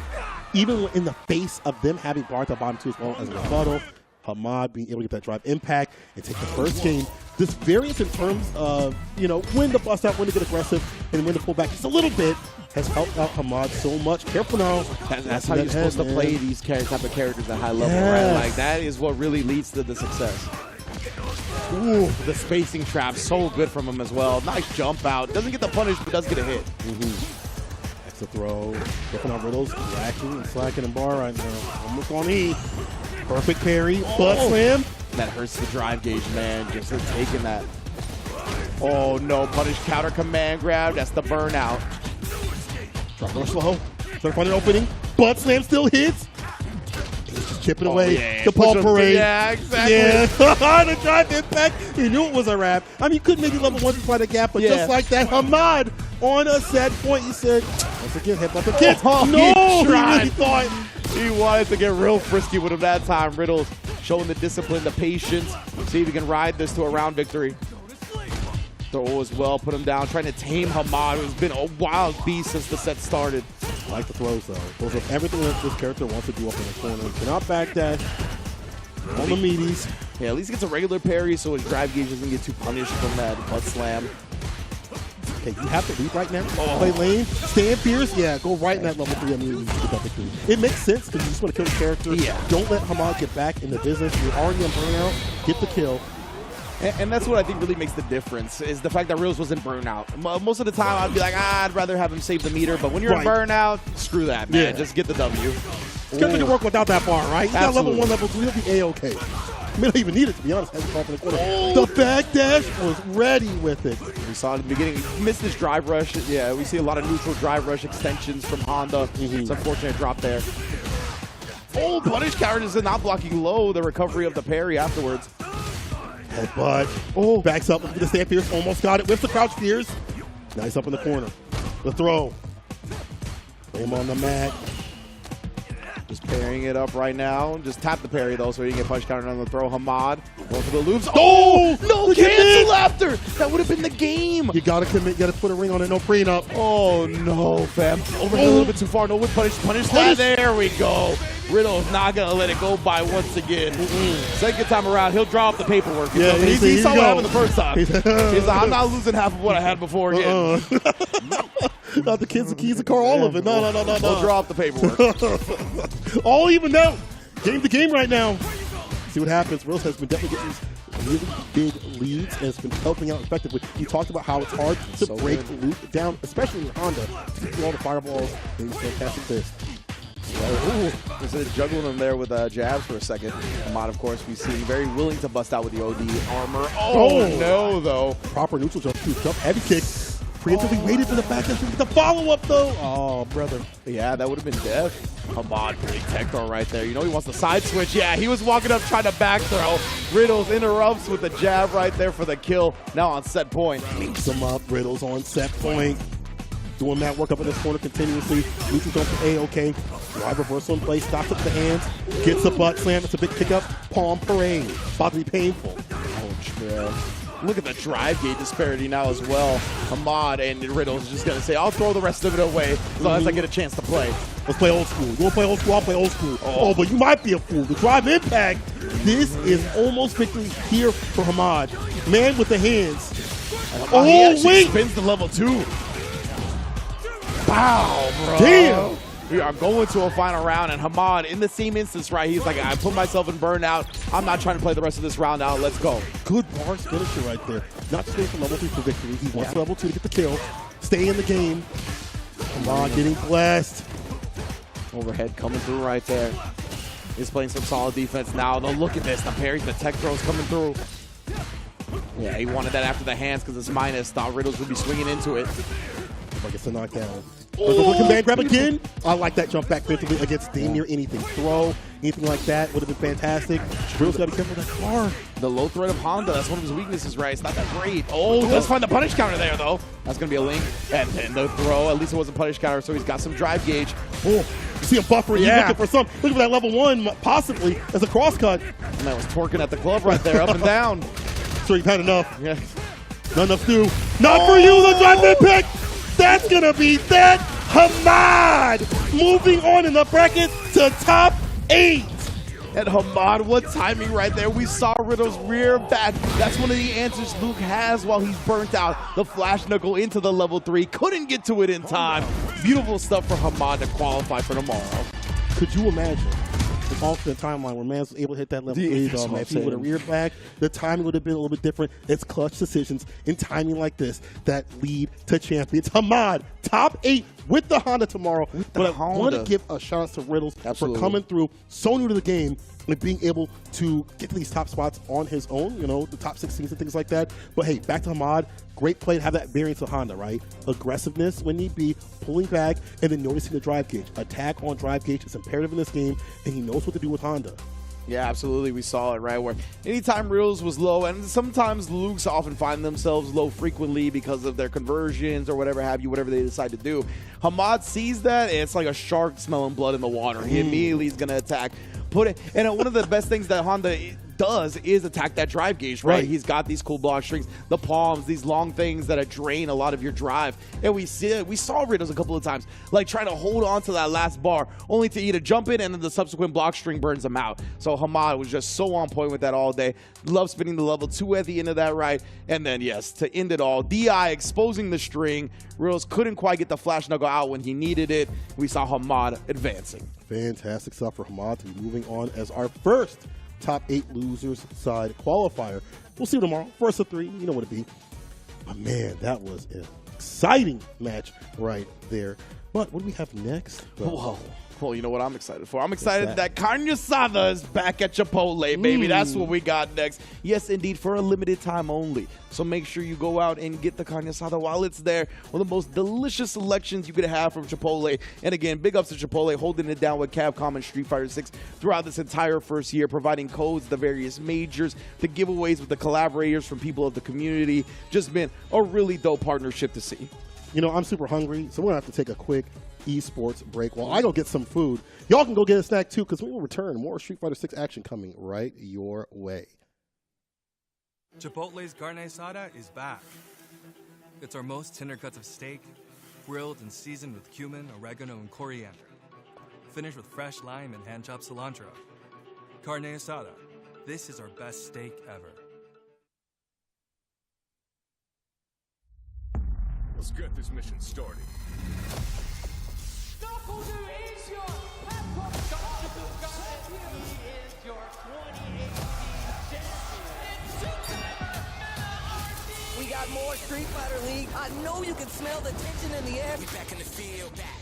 We ready, it's time. Ooh, punish counter. Out of the huddle, you know that I cry.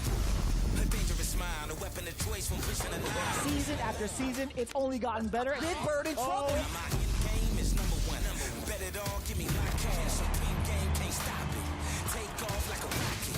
Bring it back, don't bend mine. I'm the one now, you can't hide. What an upset. What an upset. Fight with all your heart. This is our moment. Nobody saw this happening. I dare you to find me better Street Fighter. It's time to rise. This is our moment. This is our time. The time is now. It's time to rise. It's unprecedented and unpredictable. It only gets better. Over nothing. This is a different Chris CCH. I don't know who this young man is. Time to play. The world is rising. The time is now. No other option. No other way. Play to win the way that we play. My man looks so happy. In front of the pack. Leading the way. It's time to reign. Bird momentum, his speed in general is so hard. Into the bottom, ain't nothing to fear. We running the game. NRD taking it down defensively and get the biggest sprint that we've seen thus far. This is the hardest season of Street Fighter League ever. Doing it for the time. History in the making. This is our moment. Yeah, this is our time. This kid is ridiculous. This kid is ridiculous. This is our moment. This is our time. He gives a kiss to the audience. I love that. Who is this thing? Full fight. Execute. Audio.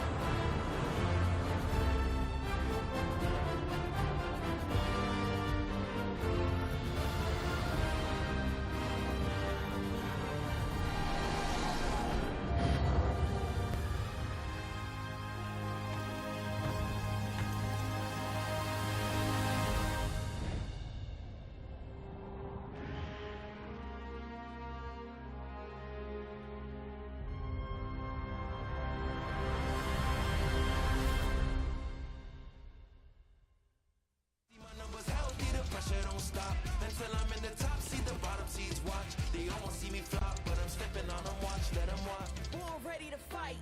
This is my moment. Coming for it all, just show me my opponent. Wanna be great, I'm a legend in the making. And this is mine for the taking. Cause I got what it takes to be on top. I'm #1 cause I don't stop. Hard gas, no brakes, high stakes. I don't act tough to the tussle, let them phone ya. Non-stop, you ready or not? When it's all said and done, I'ma be on the top. 3, 2, 1. I'm ahead of the game, they'll remember my name. Non-stop, you ready or not? When it's all said and done, I'ma be on the top. 3, 2, 1. Let's go. I belong in the #1 spot.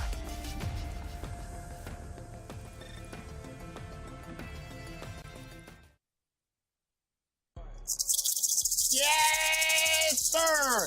As you can see, I have the one, the only Hawaiian shirt man. And these maracas are not here by accident. It is because we are, of course, both DJ extraordinaires. My kind sir. You know something, I want to start right there. So I saw you, you had a match. I forgot exactly what major it was, but it was you and another DJ player. The match starts off, y'all just immediately get to dance and shaking the maracas. Did y'all talk beforehand or what? Yeah, man, that was Light Strider, good guy. We talked a little bit. It's like, you know what? You want to do a dance off before we get into it? I said, I'm game. I'll do it. And we got into it. HSM, you are one of the biggest characters that we have seen throughout the entirety of Street Fighter V, and now, of course, we are here in Street Fighter 6, man. You are extremely entertaining. Where did all of this start, man? Like, I clicked on your stream one day, and I just could not believe what I was seeing. Where did Hawaiian Shirt Man come from? Man, I just wanted to feel good. I used to go by a different handle. I'll keep that on the down low. Yeah. But I wanted to feel good. I wanted to, have a party kind of atmosphere. I wanted to make people smile. I wanted to smile, and I'm smiling all the time, and I feel good about it. Okay, so this is your first interview. Is that accurate? I think so. I don't think I've interviewed anyone else. I think you're the first. Okay. I feel special right now. That's great. This is a big moment. I know everybody at home is excited to see you doing the interview. But, of course, you can see you are automatically extremely comfortable on camera, man. Like, you're just such a natural. So what were you doing prior, like, before you started streaming and stuff? Were you already doing different things on camera? I mean, I'm a corporate trainer, so I train a lot of employees, so I'm used to being in front of big crowds. It don't make me shy. Yeah. So, yeah, man. Okay, when you do your corporate training, do you go up there with the maracas and the shades on? And I have my tricks. I'll leave it at that. Oh, okay. I like that. So, when it comes to your playstyle, are you mainly concerned with entertaining people and winning, or is the entertainment the most important factor? I'm always going for the win, man. Yeah. So I like doing zany stuff, but if I'm doing zany stuff, I'm trying to intimidate the other opponent with it. I ain't just doing it to do it. I did that at DreamHack. I shook them, but hey, I did it. I built meter off of it. Yeah.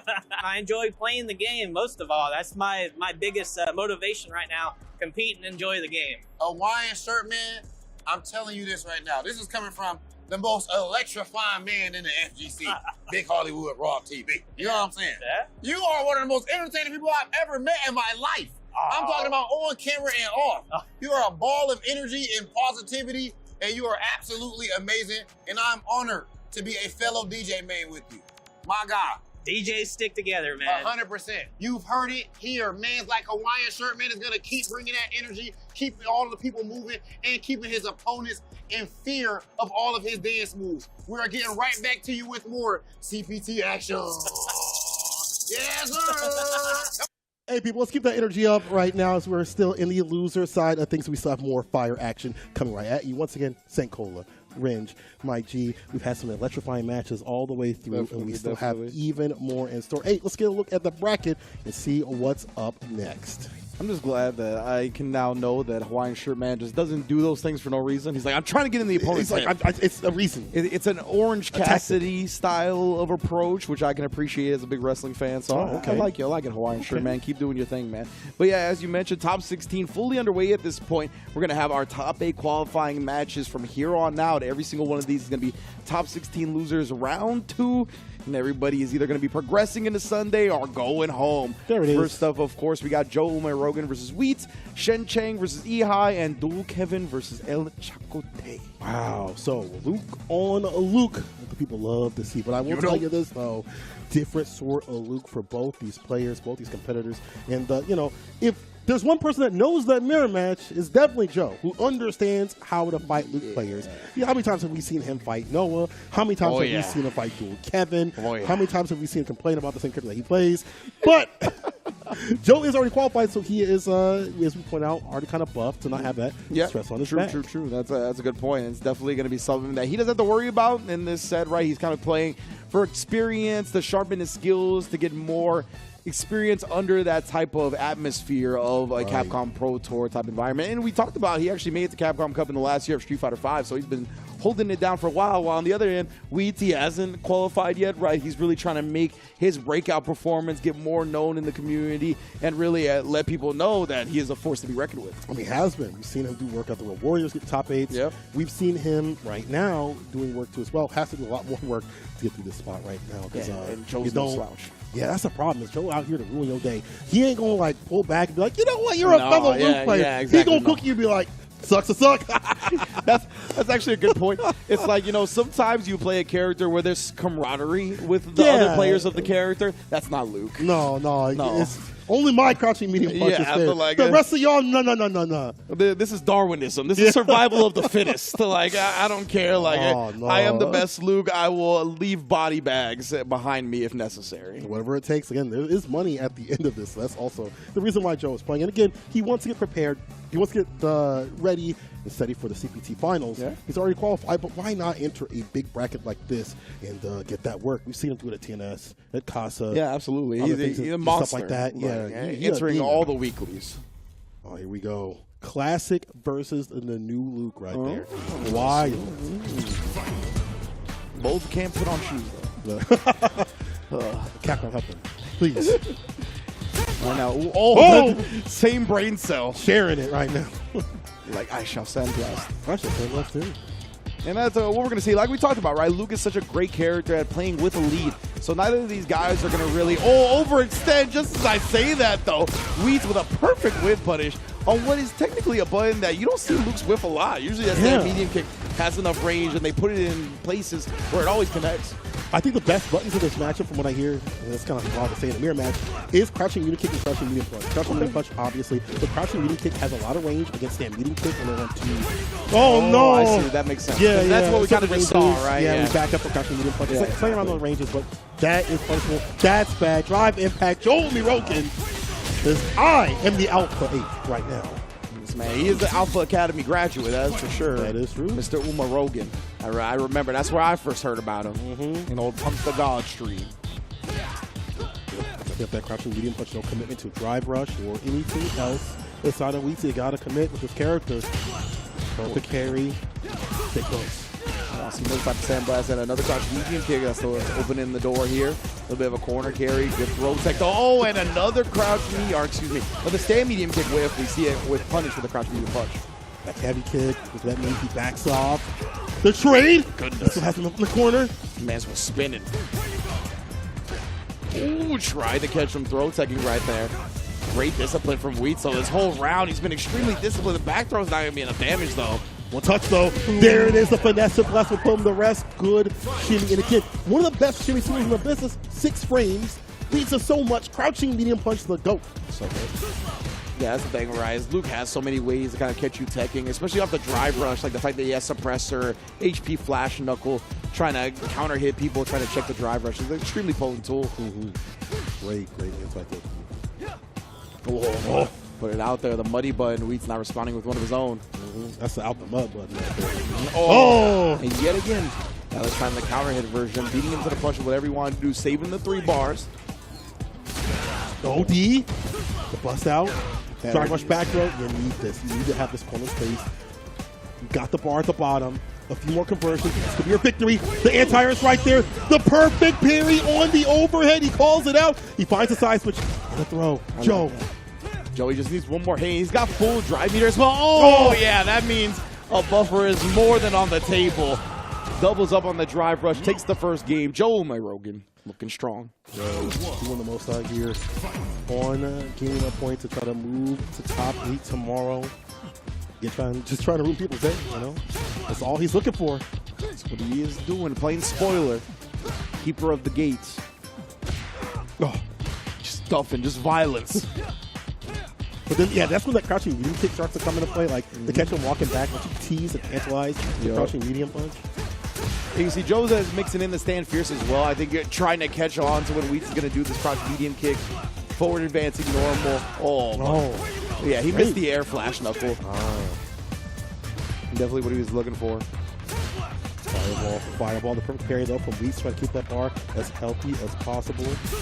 He's been good. Been good with the perfect parries for sure. He also, actually, right after, but he finds face to face, stand fierce as a starter. We go for beast mode. Damn, bro. Does. He got one more touch. One more punch kind of throw, or the drive impact. He carries it out. He tags the throw. It looked like he held the parry for a little while longer. That was unfortunate. Oh, but good counter hit. He's going to empty his bar. Well, no! He needed the level 2 combo. Maybe a level 1 combo would have did it. But now both players in burnout. But Wheats, yeah, he's so close to chip. Joe, so smart. Gets him on the verge of being chipped out, then holsters the sandblast, jumps the super, set point. Almost hit Joe Rogan. Looking to end the life of a loop player. Perfect parry factor. He goes to the punish counter pick up. Wants a knockdown. Chaser. Medium heavy kick. Oh, the fade away, but nothing big in play. Yeah, indeed. He could have, if he would have went into a level 3 combo, he actually could have burned him out, but it's fine. Joe still very much in control of this match. Medium punch again. Harassing. Counter hit. Light knockdown, but look at this. He still has the corner space. Exactly. It still has the drive gauge advantage as well, so he can't get too frisky. He can't just spin that drive rush to corner carry himself. He's also looking really good. These perfect parries. Crouching medium punches. Get the crouching medium kick, though. Got the walk pack. Chaser. Careful now. Don't let him on. Don't let him in. Oh, yeah. He didn't want to do anything. He was burnt out anyway. Oh. Both players, no confirm off that. But still, we'll take the throw in the scramble. Yeah, don't want to DI that. He's got level 3 on deck. Oh, the crouch medium kick again. Wheats found that button. Spin that bar. Yeah. There you go, yeah. Mansel's back with his bar. Spin your bar at the bottom to stay in the game. The stave offset point. Open up Daddy's home. And Wheats tries to equalize things. A lot of bars spin, but do what you have to stay in the game. Yeah, Wheats has really been sniping when Joe's trying to kind of move forward a little bit with his crouch medium kick. Oh, but that's why Joe adjusted just like that. Slight walk back as soon as he gets into that range. Baits him out perfectly. That's only -2, yeah. He'll attack and stay solid. Joe backs off. Careful that stand medium kick. We saw it being whip punished. Look at Joe, yeah. As soon as he gets in the crouch medium kick range, he starts walking back. He sees him ducking like, he knows. He knows, bro. Jump back. Oh. Every time he just keeps walking in and walking back. He's like, I know you want to do it, bro. Look now, he's like, I'll even show it to you. And those hoes going low continuously. Walk up throw. Look at that. And those counter hit. The inching forward from Joe. I'm loving the neutral right now. Stand fierce. Yeah. Fist to face put him in his place. So that's going to be a level 3 right after this. Ground and pound. You done, fam. Wheats going down. Joe Rogan in the top 8 CPT Midwest. Trying to claim another victory. He's already qualified, but again, ruining the days of everybody else is his reasoning, and is still just as deadly, just as nasty. 2-0 on a fellow Luke. I love that his picture looks like his opponent thought they could beat him. Like, he's like, you thought you could beat me? Really? Really? That would be something that Joe would say, though, honestly. Yeah, like, come on, son. Like, man. Talk that talk, bro. But he walked that walk, as you see right now. He definitely, and he do be walking the walk, too. I seen it. I synced it. We've seen it right there, man. He walked up, got that throw previously, and how he's able to be so dominant in the neutral, calling out when Wheats is standing as the crouching medium kick keeps landing continuously, forcing Wheats to back up into the corner. That means he doesn't have to use that much drive rush unless he's using it for combos like this. Yeah, I love Joe. He just did the little things in the footsies that go a long way, right? Like that stand, we just saw back-to-back stand fierce's hit. That was one of his other answers for Wheats, like where he was trying to press buttons at, because Wheats had a lot of good crouch medium kicks himself, but Joe, he started walking back to whiff punish it. He started pressing stand fierce to move himself forward as he was going to get into that range. So you see another stand fierce right there, right? So many of those really connected. Great stuff from Joe. And you talked about it at the top of the set. He knows this mirror match. He knows how to play it super well. And we saw him just manipulate on the ground where Wheats was going to press buttons throughout the whole set. That's Hamad and Joe for top 8 tomorrow, the loser side. That's going to be a dangerous match. Let's see if Hamad can adjust to Joe's sort of style. But we're still moving on in this loser side. Shen Chang versus Ehai.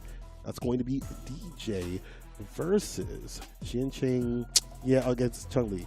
Yeah, Shen Chang will probably use DJ, and I would assume Ehai will go with the Chun-Li. I do believe he has a DJ also, but I would imagine, again, avoiding the mirror match is probably the way to play. Yeah, and I really liked the way his Chun-Li looked in the first game, to be honest. Yeah. Like, I thought he had all the tools necessary to really take it all the way with this character. I think she's an extremely strong character, and when you can pilot her and use all her tools effectively, yeah, I think she is not one to be messed with, to say the least. On the other hand, Shen Chang, very strong competitor, as we talked about. And DJ, to me, is an anti-meta type character, right? We see these people that want to do, like, fireball drive rushes and whatnot. If he does an OD air slasher, the reward is wild, right? So he has these moments. And, like, people really try to press buttons after blocking lights from a certain range. He can cancel into sway, get out of the range of your crouch medium kick, get a punish counter on it, get huge damage, right? He's really, really good at making you play differently than you normally would in Street Fighter 6. A lot of things that, Chun-Li can do for the meta, though, on her side of things. Her level 2 is fantastic. Oh, yeah. It's one of the best in the game. You build up par afterwards, and you take them to the corner. It's so good about dealing with fireballs, too, as well. Her buttons, as we've seen, are insanely good. Stance cancel stuff is really good. She's got the mix of the overheads and stuff. She's got everything, bro. 7-frame disjointed crouch medium kick. What? And we don't put her in top 5. People are like, why are people putting her in top 5? That's crazy talk to me. But you about to see why. You're about to see why. Counter hit jab links into crouch medium kick, so you don't even have to send drive rush on like the third light during a light string. You can just press the crouch medium kick after, and it'll combo if the last one counter hits. She's got a lot of cool things about her. But let's see if Ehai can pilot her to victory, or if Shen Chang put a stop to this run. And one of the things that I like up in this matchup overall is that she gets so much reward off of anytime you try to drive rush in, crouch, just for the shimmy. She's got the jabs, as you mentioned, the swift thrust. So if you try to drive rush in a bad sort of way, she will stop that play expeditiously. And look at this right now. Ehai, speaking of the OD fireball, he's actually the one that brings it out first, getting the combo off the counter hit jab. And wow, textbook to open it up. Very well played from the side of Ehai. He's that OD fireball also to kind of launch him into the corner. And I like him using that more often than most other people. This is that double fireball you might be seeing off the heavy from the side of DJ. Yeah, but Ehai, we saw him get punished for throwing a couple of fireballs in that first game, right? So it seems like he's not being dissuaded from it too much, but maybe picking his spots a little bit more carefully. Is a different matchup after all. Oh, no! You're going to learn. You're going to learn a lesson reaching on DJ. That's real bad right here. That jump fierce. Went for the parry. Went for the OD right after. Ehai's defensive tactics have been fantastic. Can you stay solid right now, though? It's almost depletion of your drive gauge. Oh, the interruption on the heavy. Clean interrupt right there. And level 2, it's taking away a lot of that drive gauge. Shen Chang still has a little bit of it, though. Ooh, and he respected the wake-up option. For the ODVP. Would have died for it, so it makes sense. Oh, again, counter. You mentioned the counter hit off the jab, bro. All day, every day. Catch some low actually can complete it, but this base is just catching Shen Chang off guard right now. The double jab. Do something. Oh, you got to avoid the chip, though. Yeah, he's just going to throw the air slashers. Oh, my goodness. Ehai's a little bit too far for a level 2. Oh! Fell the fireball. Why did he try to throw the skies? So I'll take you to heaven. Indeed. I'll send you where you're trying to go. I don't even know if that super would have worked. It might have been close, but yeah, I like that Ehai backed off at least and was like, hey, okay, I'm going to give you something, but still follow the fireball. All evened out. Let's see what happens. Level 3 on the side of Shen Chang here. He does look good. Dangerous from both sides here. Now it's kind of normalized for a second. We're going back to that fireball range. How are they going to play it right now? Shen Chang very comfortable just chucking the air slashers. That Sobot knockdown. Wonder if Shen Chang might go for like level 2 against the fireballs if you get enough health if he just wants that level 3 finisher. Yeah, I like it too because like if Ehai wanted to go through those fireballs, he's gonna have to OD and drive rush, and he only had 3 bars. Now he's not gonna have any after this. Shen Chang drive rush conversion. Give me that health and give me that drive bar. This character has utility, but the massage parlor is ever so important. Look at all that damage. But what has led to it is the most important thing. Damage off the supers, static. But when it comes to what happens, what leads up to it for DJ. That's why he's so strong. It's real bad. Ehai caught up in the corner. Call a corner. It's a throw. And it is Chang taking the first game. And there was a moment, Chang gave Ehai an opportunity. We saw that jump in. Ehai had an opportunity to anti-air it, but in the heat of the moment, when your back's against the wall, you're burnt out, something slipped through the cracks. Chang up 1-0. Fireball, normal parry, but keep that dude nice and healthy. We've seen him use OD Fireball to fight the Fireballs, so it makes sense to stay as healthy as possible with the drive gauge. Just chucking him. Close up for a punch against the Sobot. Ooh, and then reaching this time. We talked about it, the output of damage that DJ has. Because now we're in the corner, have your life bomb with the air legs. Such a confident read. We've seen that from Ehai, right? These confident defensive choices really can switch the momentum. That worked out. Lazanchi finally cutting through. Slashes forward, heavy kick, caught the read against the throw tech. Get the pick up here with the stomp, jump fierce into the super action level 2. It's looking good. The follow-up not even needed. That's the launch of the sky enough for Ehai to put himself on the board. What if level 1 would have killed there? Maybe not. You know what? Go for what kills for sure, especially if in this game. Yeah. I like it from Ehai here. Still going to have plenty of meter. Chung's pretty good at building meter as well. That's true. Like a battery. So the overhead sweep. The raw stuff off the feet. Long distance right there. Knew Shen was about to move. Looking for it again. He's trying to get it. Preemptive with it. Oh, no. Another finesse. Yeah, Ehai been taking a lot on defense right now. Shit, I'm kind of surprised he didn't end up going for a throw, but he does find it eventually. Tries another one. Will he pop off? Crush Fierce, Fireball after the stance cancel. Oh, luckily he blocks it, but I puts it up in the corner. Crouch Fierce, waits for a little bit, tries to go for the throw. He techs it, does not connect. Yeah, nice tap parry from Shen. Able to recover in time to take the throw. Ehai gonna burn himself out with the OD Fireball. We'll see if it pays off. Oh, no. Oh, no, level 3. Not just yet. Yeah, Shen, I don't know, just didn't want to cancel. Maybe willing to bet it all on this burnout. Would be the right way. Counter hit off the Swift thrust. Man. Rushes in for the grip. Tries to get that slide applied. The OD. He said, I ain't trying to take nothing, bro. Reversal rebuttal baits out the OD DT. The reads from Ehai at the end. I felt the invincible reversal coming. I was like, I don't know when you're going to do it, but I feel it in my bones. And for him to bait out Shen's afterwards, incredible stuff. You don't get to do that, bro. You're not here. No. It's all me, baby. It's all me. Final game between the two. Let's see what's good. Cancel Fireball, attack on drive gauge from long distance, bro. That's that heavy kick, bro. When you get a punish counter, it is nasty. You can't let it whip, though. Trade up OD. Oh, okay. And swinging back. That's fierce. It's a good shimmy, too. You see Fudo using it a lot. Yeah, absolutely. Shen over in Singapore use that a lot, too. Yeah, a very popular tool for DJs. Oh, yeah, the parry right after the Zanshu, but no big reward. Might get you Tekken with the legs. Doesn't do anything. Drive rush with the light. No stopping point from these drive rushes. I know it's kind of hard for characters in 15 frames, so faster than the other characters, but you have to find a way to play around it. But then again, the fireballs, the drive rush with the buttons, it's been a lot of variance, so it's been hard to read how he gets through. All right, Shen has the burnout and Ehai in the corner here. They're going to abuse those air slashers, heavy air slasher. Oh no, actually gets reversal on. I believe heavy air slasher +1 in the burnout, if I'm not mistaken. Oh, and then again, right, yeah, just the projectile, it's going to chip him. If Ehai had level 1 and woke up with it, it would have beat the level 1. So very smart right there from Shen. Sure kills. And again, the fireballs are being very problematic against even this drive rush. Again, baits out the OD reversal, easy bait oven again. Oh, no. Okay situation, yeah, taking the massage parlor. Yeah, but he's barely going to have any drive gauge left after this as well. How is Ehai going to wake up? He's going to wake up with a level 1. Is he going to try an OD and just throw it away? What's going to be?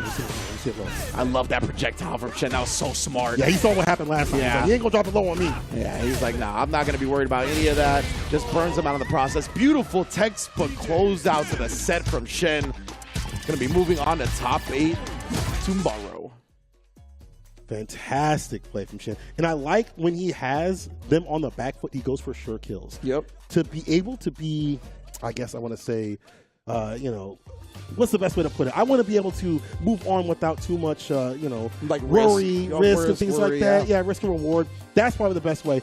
Honestly, I like seeing like fireballs on distance stuff. He already saw what happened when Ehai woke up with that crouching medium kick and made that clutch comeback against Shen. Why not back off, go for these fireballs? We see him also backing off quite a bit, not committing to the swipe play. So we've seen some of the Chun-Li players be able to counter with stand fierce or like jump medium kick and things like that. Absolutely. So he commits to fireballs. He commits to like different sort of options in the stand fierce and crouch fierce for shitty tools. Yeah, absolutely. And Ehai, that was really what spelled a lot of his doom was, trying to take the throws.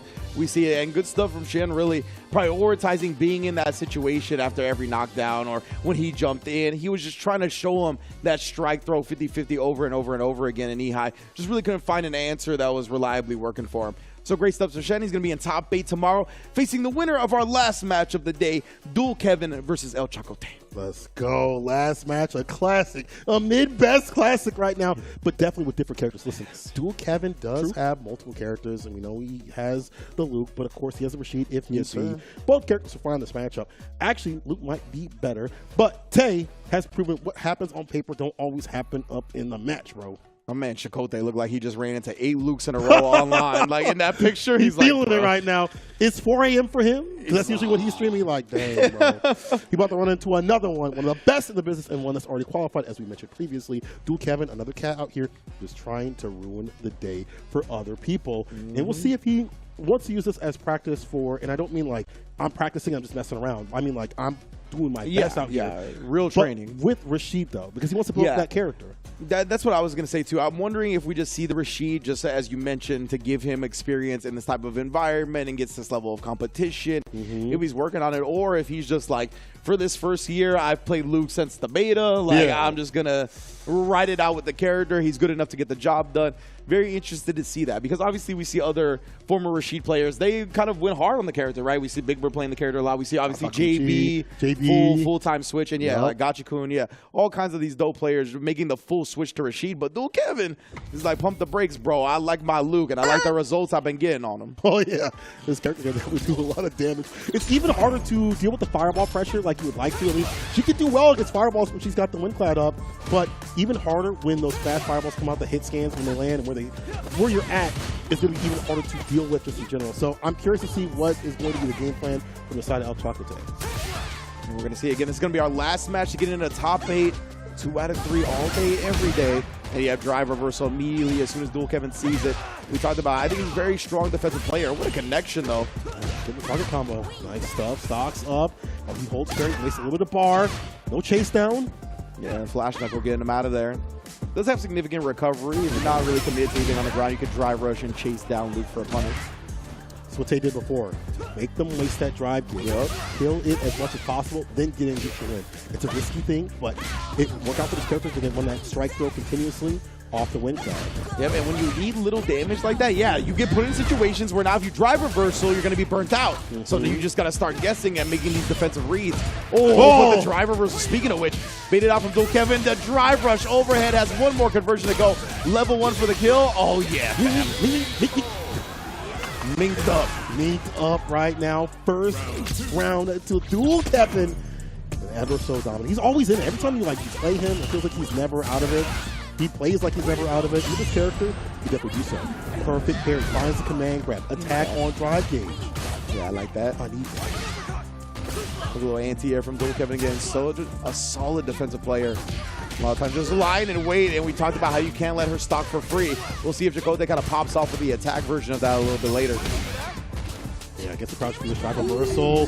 Command grab lands. Luckily wasn't a punish counter. Yeah. He has a little bit more drive to work with, and he backs off. No drive reversal there. He's holding this pressure, but he has to be careful. He doesn't have too much. Now it's time to go on the offensive. Yeah, Dual Kevin, he sees these stocks, he's pressing that stand media punch. He tried to escape off the driver's cancel pressure, but the low opens him up. Level 3 is going to burn him out as well. Great conversion from Chacote. This is good. Fat lead.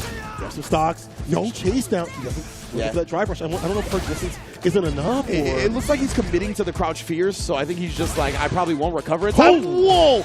Raw DP right there. He's holding on to this pixel for dear life. Careful that bar at the bottom. So the DP and wins. El Chacote gets in. Oh my goodness. Damn. Oh my god. Magic. I thought he was about to cast a 9th level spell with that pixel, bro. Yo, I heard Rob in the back. I swear to God. Me too. Oh, Rob was trying to counterspell that joint. Yeah. He was like, there's a swarm of meteors heading for the office. Back dash, avoids the throw. Go for the command grab. Oh, there it is. Give me that. Kevin just backing up here. Cornered. What a whip punish right there. Slowly but surely inching back to get the perfect spacing for the combo. Dropped a bit prematurely. We're dropping the side to Kevin. Ready for that stand medium. Very much punishable. Tag does not connect. Careful now. Where's that command grab at? Tay, I know you want a command grab. Do a nasty type of cat. Punish, counter, big boy damage. In the yellow, this damage. Incoming mellow. Level 3 immediately. That's rough from Chakotay. I'm not sure what that was at the end, if it was just a raw commitment to like a low read or what happened. Oh, he actually is alive though. Still breathing. Kevin's still leading though. How much magic you got? Oh, None. Anti-magic field cast by Luke. Dual Kevin on game point, looking to send another person home. Oh, Dual Kevin, yeah. You see, as soon as he sees the load up, trying to drive rush in. Nice spacing from Chakotay though. Then just messing him up, doing the drive rush in a command throw. Definitely messing with his brain a bit. Ooh, push again! He's ready against that stand medium, but it's been like a teaser, like a poke tool. But it does have a lot of recovery. It's viable. It's not the best button in business. You can see why. From Kevin, that's getting the advantage every single time. And the hurt box is extended enough to where, yeah, you can whip punish from very far away. Damn, look at that stand medium. Just as good as it was in 5. It's as good in 6. Walk up tonight with stand light kick applied. Indeed, look like he tried for another throw attempt. Chakotay waking up with the light. Interrupted. We got a quick drive reversal again. Oh, and Dual Kevin beating him to the punch with the jab. Confirmed. Minked up. Got fur on the back. Fur on the floor. Ooh. We'll see if Dual Kevin is going to be able to advance in the top 8. Looking real likely right now with the way he's doing. So dominant, and this allows that drive rush in. Can't get in, but the drop though, once again. Oh, you thought he was going to come through? No go, bozo. You took that drive gate for that. The gray day for Luke.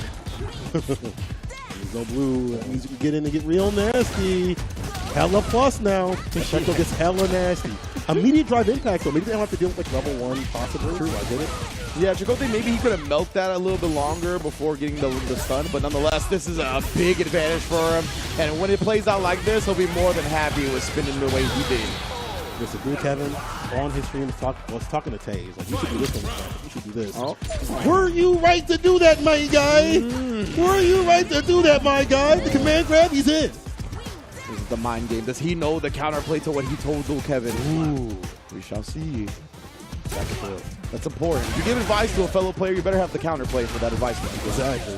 Listen, a buddy like me would have held it back. Anyway. Hey, man, next time just block better. I don't know. Well, finally, the cross pierce works because there was no air flash knuckle from Dual Kevin that time. And waking up with a light kick again. Wow. Chakotay, very active defensively here. Got Dual Kevin back against the ropes. Oh, tries one more command grab, and now Dual Kevin, he has a big chance to switch this up. I'll get nothing but his demons right now. But the demonic, if this CA lands, he's looking for the right conversion, drive rush, crouching light kick as the opener. Will this be the closer? With CA, he did get into the yellow range, but it felt heavily scaled. That's right, Fiddle plan is all the fifth land. Ooh, all it takes is one hit, one chip. Fireball, that'll be it. Dual Kevin taking down El Chakotay out of the bracket, 2-0. Damn.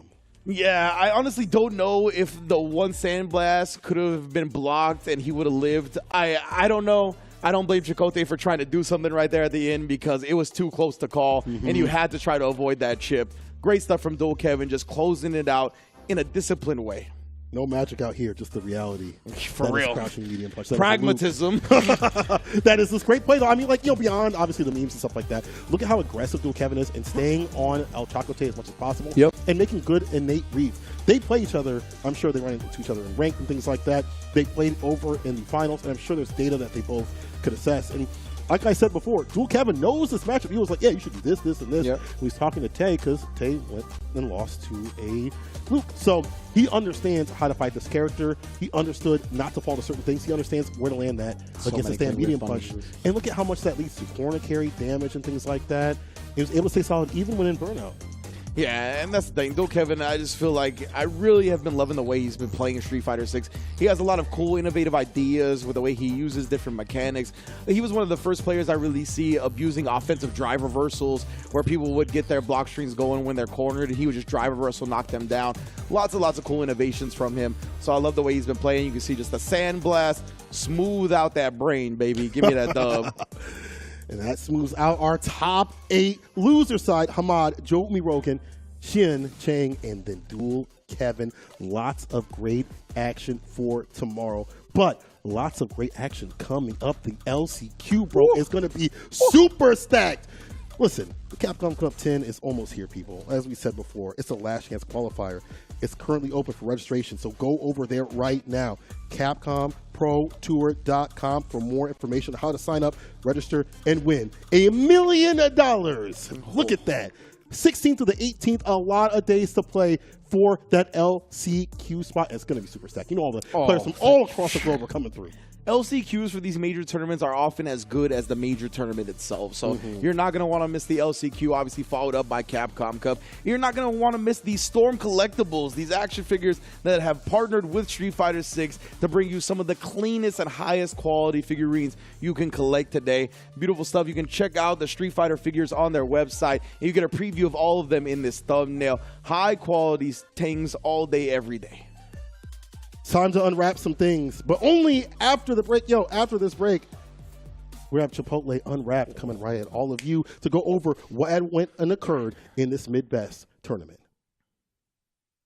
You're really making all of this by hand.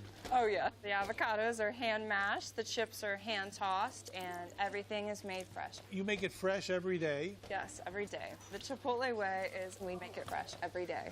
Sounds delicious.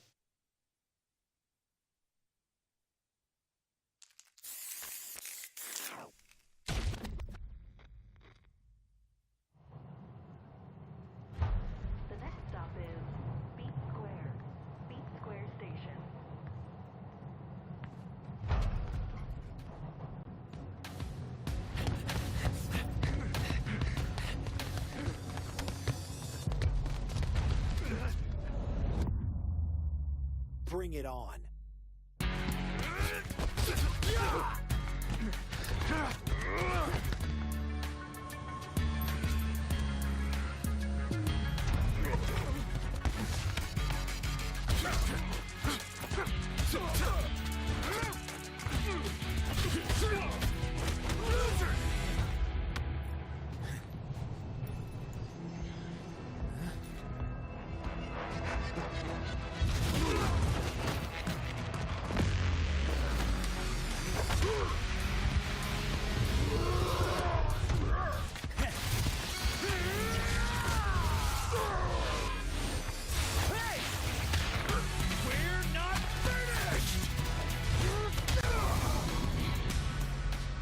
I'm not gonna be anyone's pawn. You hear me?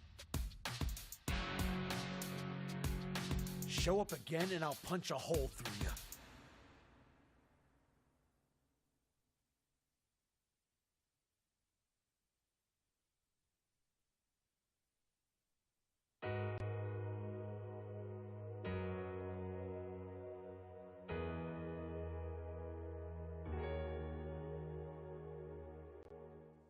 Objection!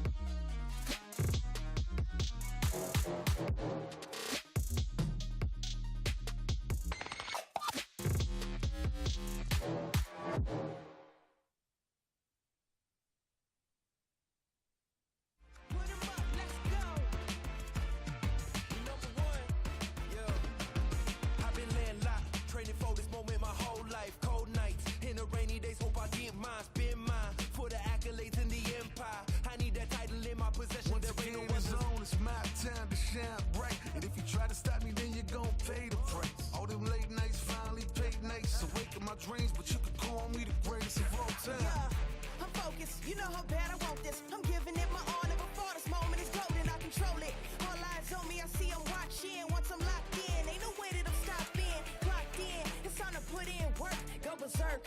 I'm in my zone until I'm first. Believe me when I say nobody can see me. This a product of hustle, I just make it look easy. Non-stop, you ready or not? When it's all said and done, I'ma be on the top. 3, 2. Oh, we got a little beat. We got a little beat. Every time I see this screen, I want to get like 4 Street Fighter players and have them do like a barbershop quartet, like scat session. You know, it just feels right. Yeah, exactly. Like whenever this unwrapped screen comes up, that's how I always feel. But yes, indeed, top 16 is in the books.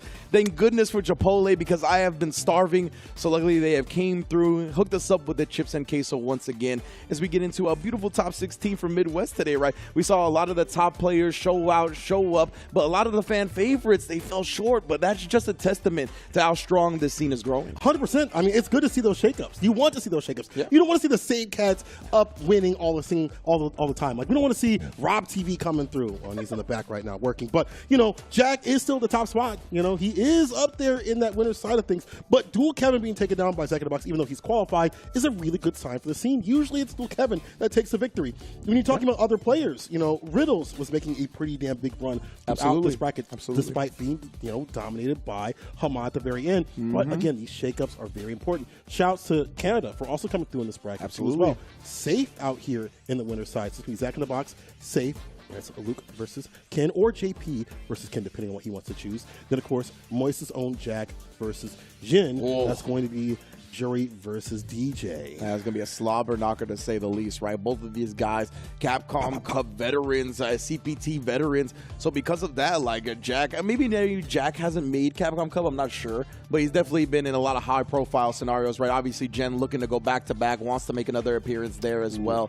So it's going to be tough, and that was just the winner side of things, right? And losers, we also have some tremendous players. Hamad versus Joe Ume Rogan. Joe Ume Rogan already qualifying for Capcom Cup through the World Warrior Series. Hamad, who has been a star-studded fighting game player for a very long time, coming on, making top 8 with the Honda, showing out, taking down some of the best characters in the game, right? JP and Luke, in a lot of people's eyes, are uncontested top 2. He put both of those characters in body bags with the Honda, so beautiful showing from him. And he's going to have to do it again tomorrow up against Joe Ume Rogan, while Shen on the other end with that DJ showing out, showing hard, going up against Dual Kevin, who has also already qualified for Capcom Cup, and in my opinion, probably the strongest player in the region.